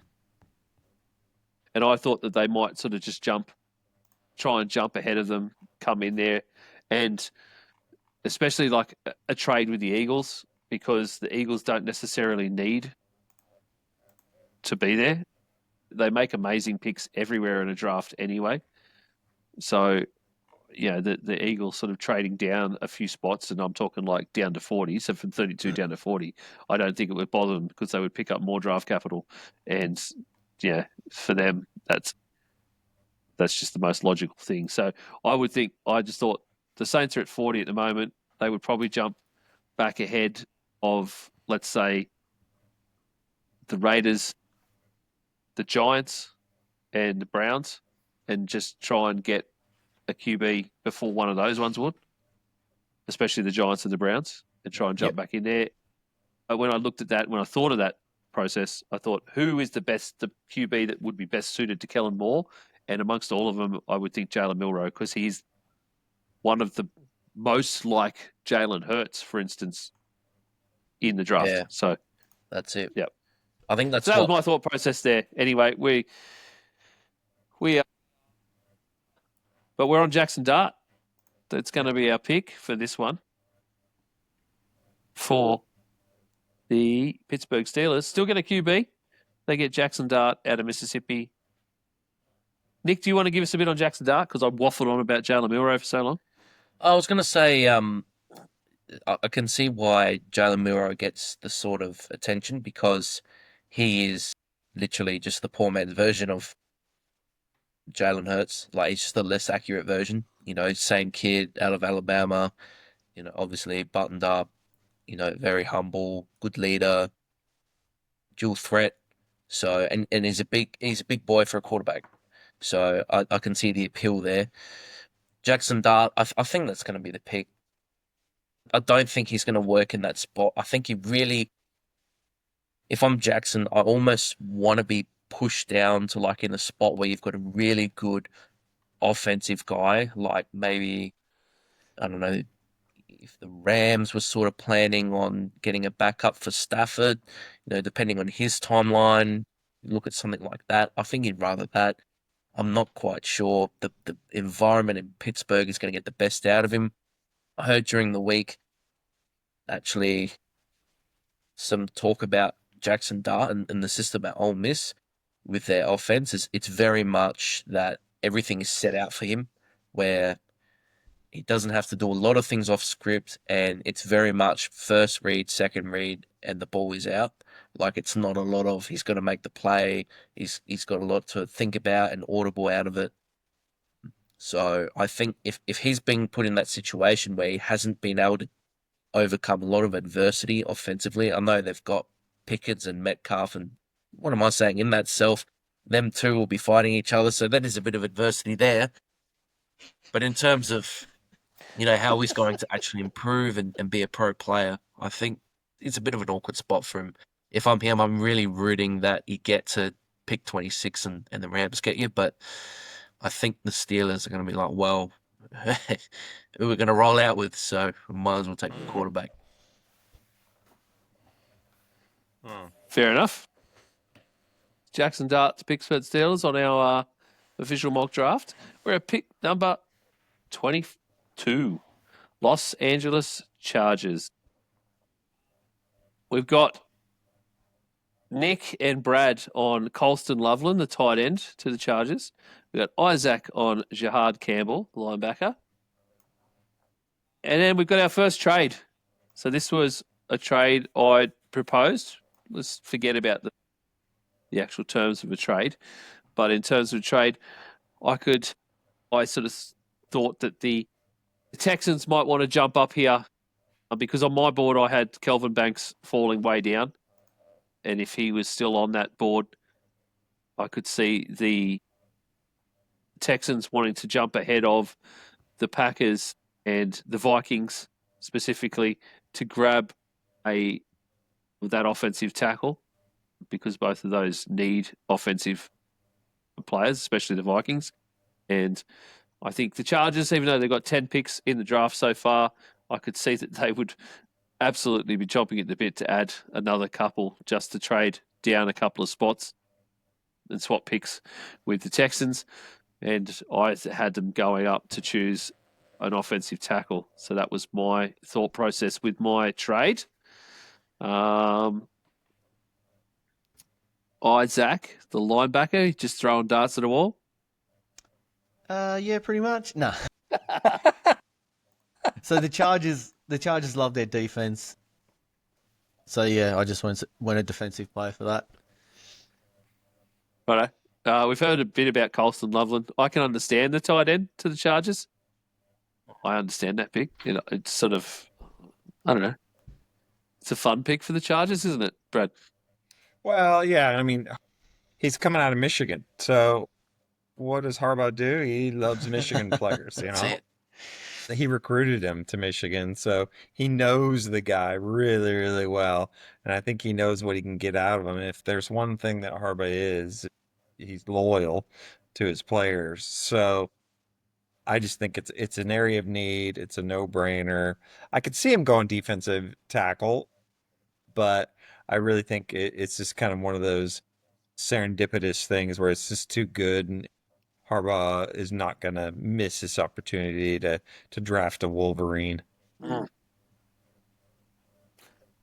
Fair enough. I can see best players on the board available here according to PFF right now. G'day Gridiron, the cornerback, and Walter Nolan, the defensive tackle. But when I look at O-line, it's Gray Zabel.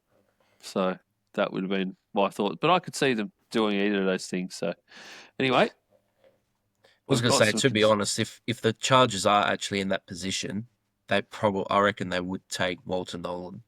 Like if all the guys that we've said are off the board, how we've done it, I reckon they would take Walter Nolan for sure. Yep. I think he's definitely by far, in terms of what he can be, the next best D lineman.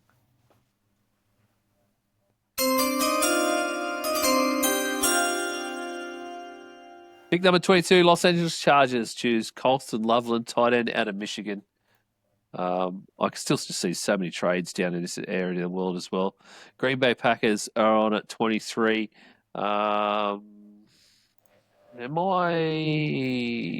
everyone still there? No. So, Nix is out. Isaac had Malachi Starks, a safety. Brad had Dave Barron, quarterback. I had edge rusher in James Pierce Jr. Why am I struggling? Because it's late. It is late. We're getting there, though. We're doing pretty well. Yeah, 100%. I'm not tied to any of these picks, to be honest. Boys, are you feeling either way? Mine was a dot. Well, I think Starks is the better player, but they've spent so much on safety. Safety is not really an area of need, whereas cornerback, I feel like for the Packers is, and I think Barron is arguably the third best cornerback behind Hunter and Johnson. So to me, it's one of those. No, they need a lockdown corner. Nick, you originally went edge.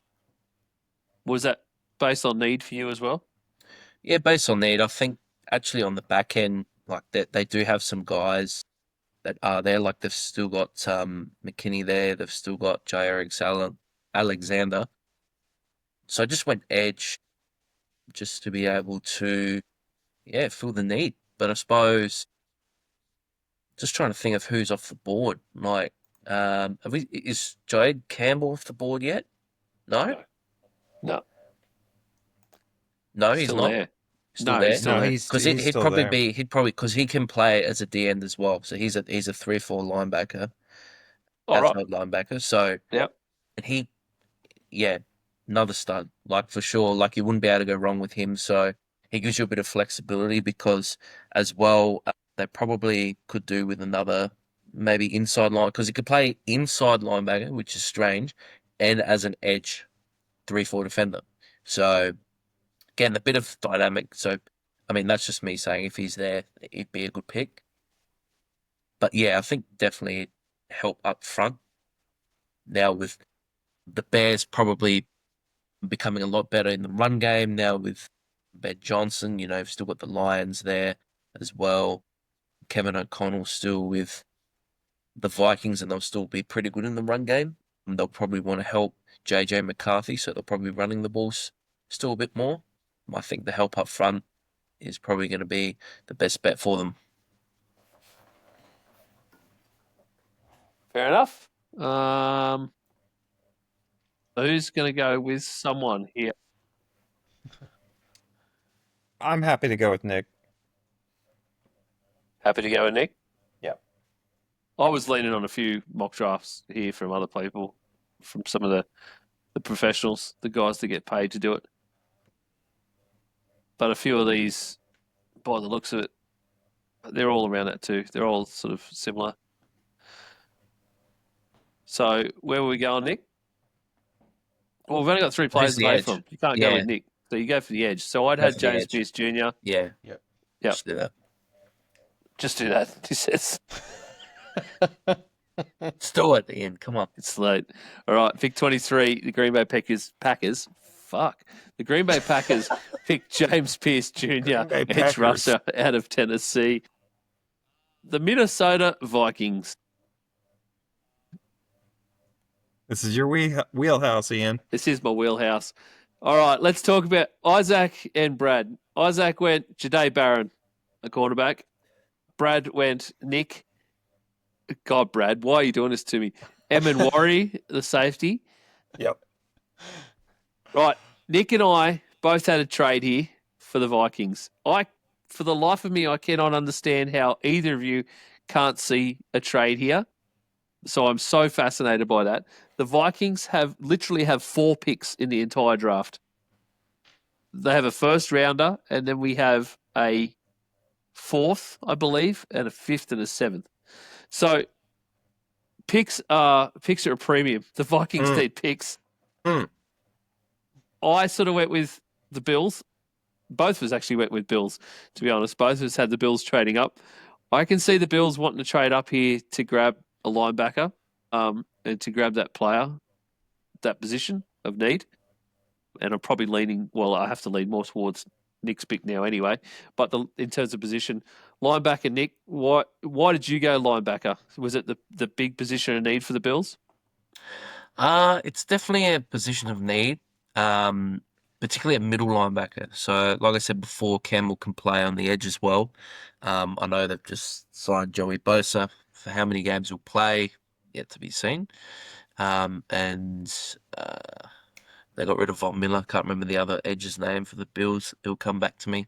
I just think they're in a good spot, and I think if Campbell actually gets down to pick 26, I think the Rams will probably take him, and that will really make them a lot better in that front 7.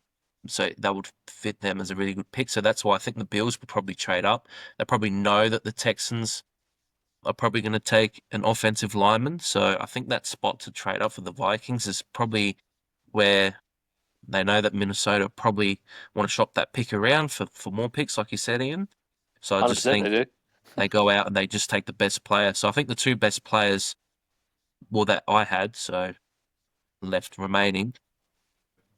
So for clarification, the Vikings have a 1st, a 3rd, a 5th, and a 6th.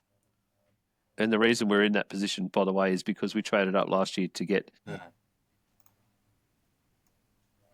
who was it? Turner. So we gave away picks last year to get Dallas Turner. So yeah, I would think they had that, and I thought that the Bills will want to get ahead of some of the other teams here in terms of the Texans and probably most likely the Rams and the Ravens to really grab someone. And I think the Vikings will be wanting to shop that around big time. I had Jalen Walker. He's already gone, so he went high on the board, but I had him dropping down. So Nick has Jahad Campbell. So I'm happy with that because obviously Jahad Campbell is probably the next best linebacker sitting on the board. Let's talk about Brad and Isaac's picks a bit though. You guys still had the Vikings staying there because you guys apparently don't pick trades. So Isaac, G'day Barron, quarterback. Yeah, I went G'day Barron to replace Cam Bynum that left. So Pretty logical. that's it. I thought you did that way. And Brad, Nick, Emmett, and Wari. Yeah, just because I feel like Harrison Smith is, what is he? He's old as Next Moses. year's gone. Yeah, this is his last year. He's already said it is. Yeah. Okay. So the dude, they gotta get a replacement, and Amanawari is a good, really good safety. So I just thought, in fact, I have him as a top safety on the boards. That's, to me, it's just a fit. You realise we've got a consensus here on a trade Hey, we got to go with the trade then. We got to go with the trade. and linebacker because We've got the we're position at the and the position. exact team trade. Yeah. So I feel like Let's hope Minnesota stay put. So I'm going to go to the trade. Let's have a, let me just do this on PFF. You've got to force these trades on here because, it doesn't like life. Apparently they're not interested in the trade. Go away. Force it. Righto. Buffalo Bills trade up to pick 24. Trade in there. Sorry, I've lost myself. With the Vikings. And they take Jahad Campbell, linebacker. So the pick is in.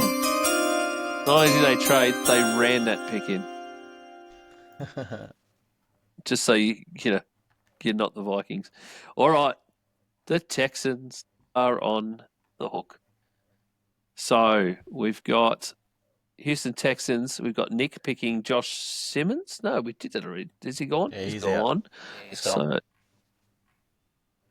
Isaac had wide receiver. Oh, you son of a bitch. MK Egbuka. Look at me go. Brad had offensive tackle Josh Connolly Jr. And I had another trade. Well, that's actually my first trade. That was the Texans trading down there, trading up rather. So the Chargers coming down with Kenneth Grant. So that's off the board. So we're basically talking about Isaac. I'm going to make you say his name. Wide receiver. Yep, him. He's here. Just looking at their depth chart, they did trade for Christian Kirk, so they probably don't need a wide receiver. So I'd go with Brad's pick. Yeah, when you lose Tunsil or you trade your best offensive lineman, you got to replace him. So the reason I'm going Conley is just he's the best one available, and he's a Duck. So And he's a Duck because that matters so much, Brad. All right, pick is in. Houston Texans pick Josh Connolly Jr. Tackle at Oregon. Brad's Ducks. Righto, boys, we're at pick 26. Wow, we're so far down now. And we are at Los Angeles Rams, Isaac. We're here. We are finally here. Your pick is gone.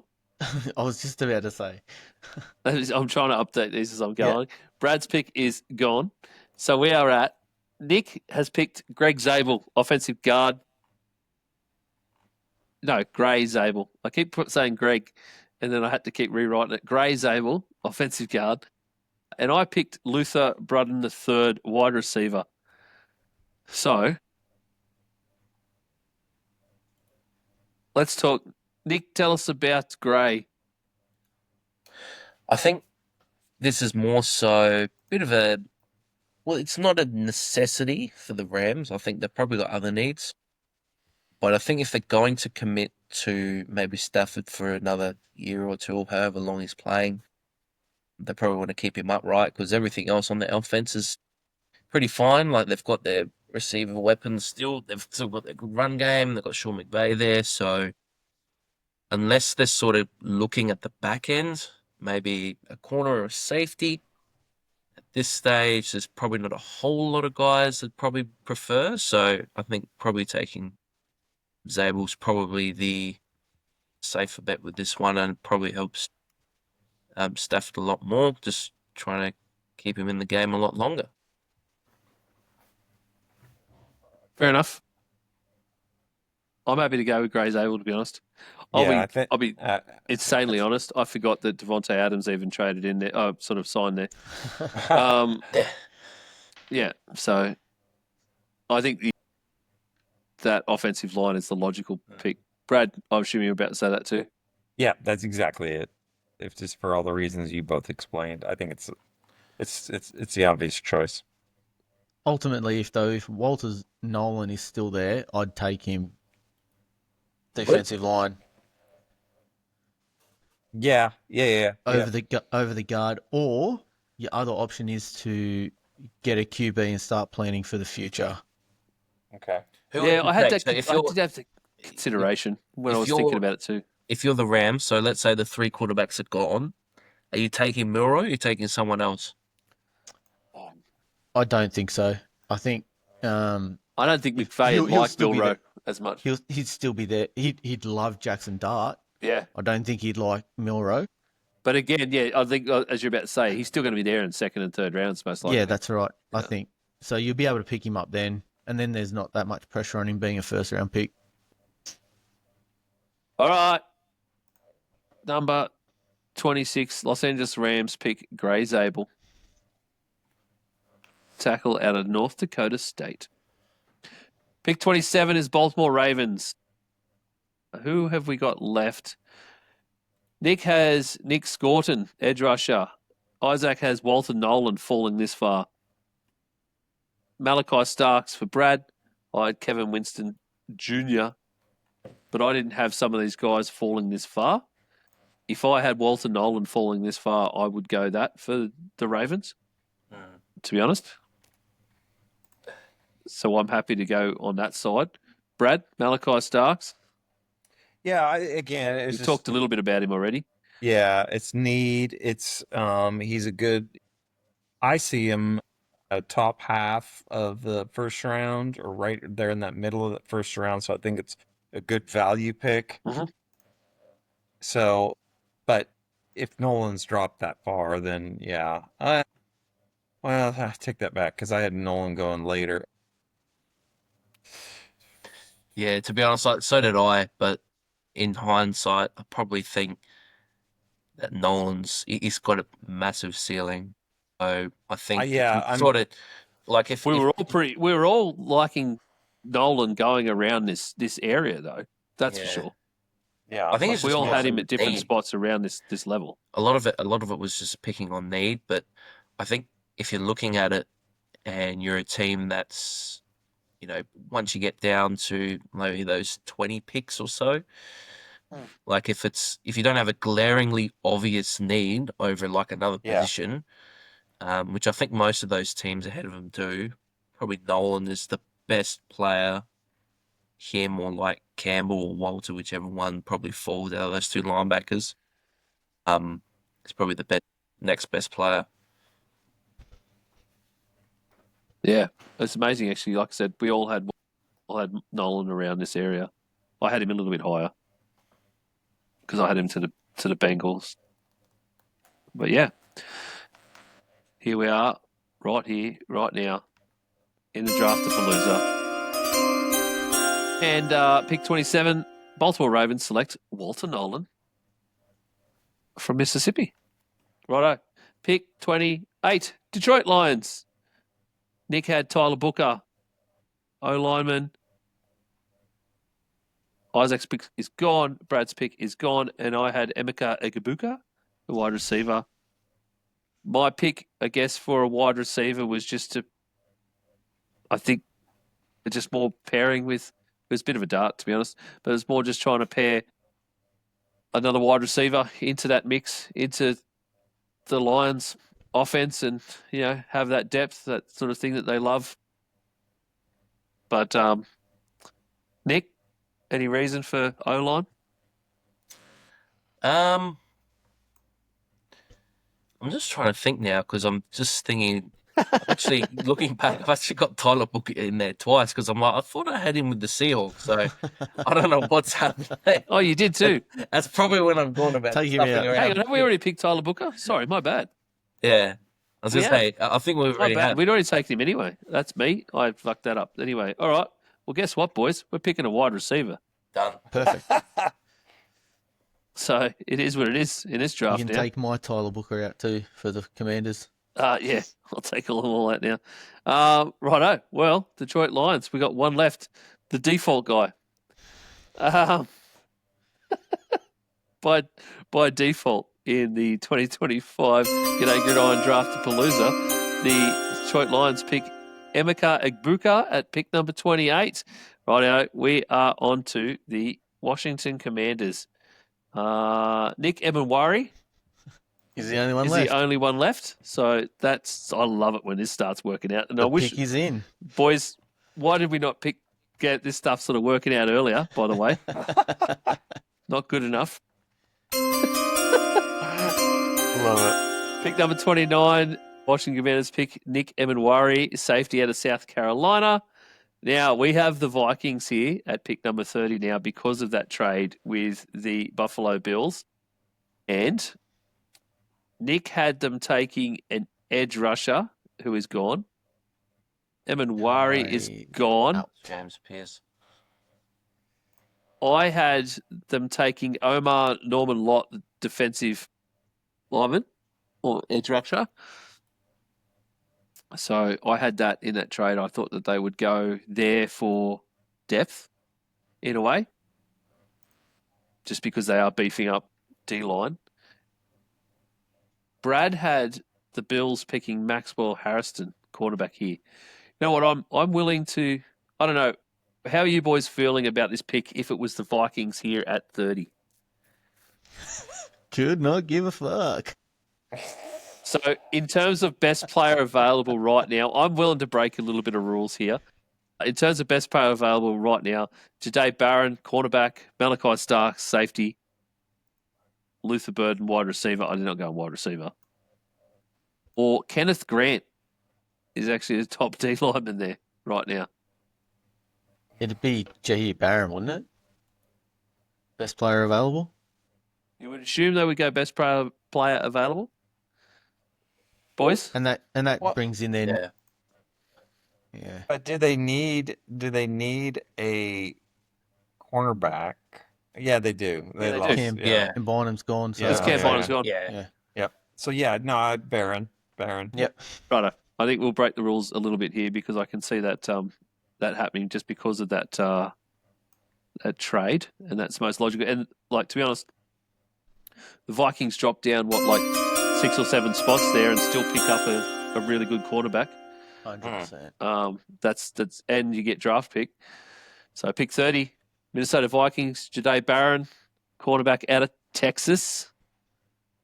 Righto, pick number 31, the Super Bowl losing Kansas City Chiefs. We've got left on the board Donovan Jackson, offensive guard. I think that works out really well because I think O-line That's is what where they they need. really need to go. Everyone else pretty happy with that? Yeah, Yep. absolutely. So, one more of those. Pick number 31. Pick is in. Kansas City Chiefs pick Donovan Jackson. Tackle out of Ohio State. All right. Pick number 32. The Philadelphia Eagles. We have a consensus that we're pretty much going to go with, I guess. Tylek Williams, defensive tackle. Yep. Isaac had Yeah. picked Derek Harmon. I think he's gone. He's gone. And I'd had, as I talked about a lot before, the Saints maybe trading up into here out of 40 to take Jalen Milroe before the Giants or the Browns were able to take a QB. But I must admit though that Derek Harmon? That is a Eagles thing to happen for him to fall to 32 so they can pick him up, isn't it? Yeah, Like, 100%. that's just what happens. It doesn't matter who they pick; they're going to hit on. That's the problem we have. Yeah. That is the big problem that we have. All right, pick number 32, Philadelphia Eagles.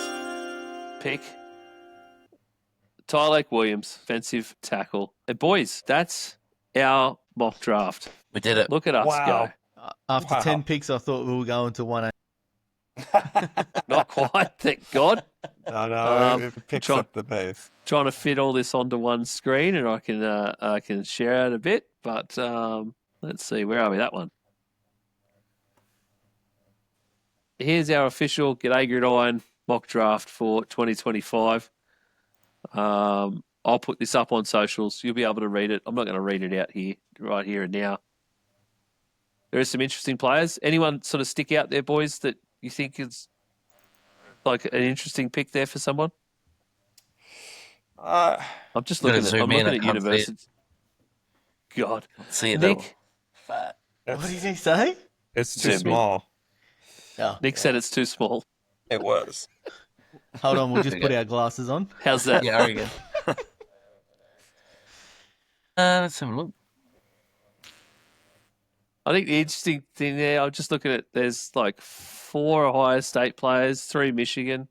It's pretty evenly spread amongst colleges, which is, I think, is a Not a big a 10. bit of a statement on the college landscape right now. Tell you what, there's a lot of Big Ten players as opposed to mainly being SEC in the first round. It's very uncommon. I think I'd still be a little surprised if Sanders goes to New Orleans. I will be too, a little. Where did we have McMillan going? Is it 16? Yeah. 16. I'd be surprised if he goes that low. Really.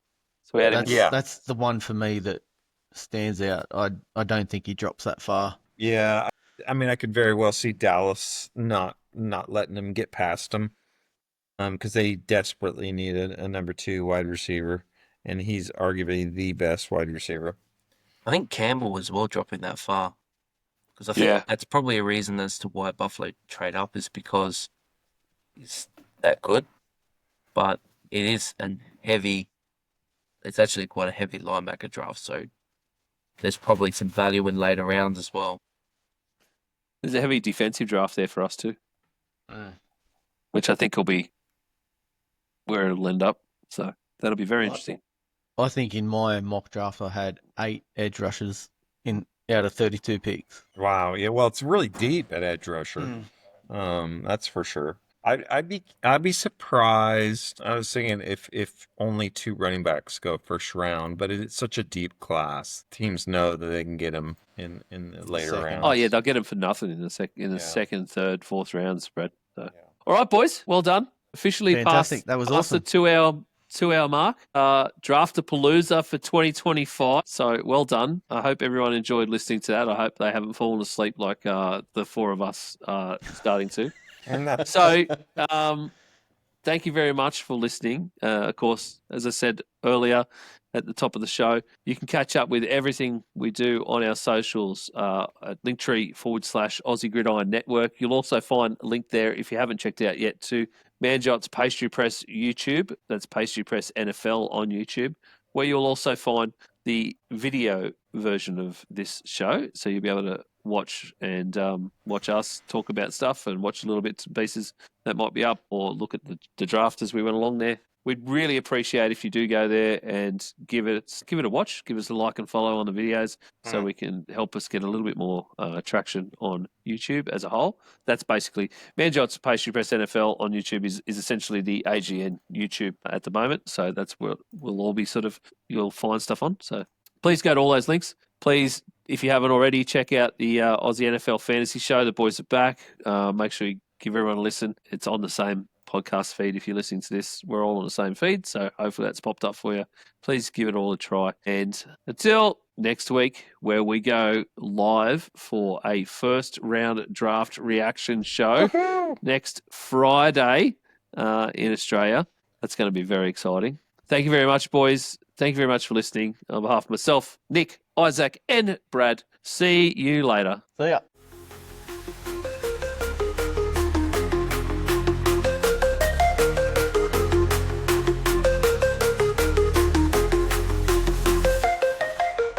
The G'day Gridiron podcast is brought to you by the Aussie Gridiron Network, a network of Australian podcasts bringing the fun and a little bit of the Aussie larrikin to the NFL and fantasy football.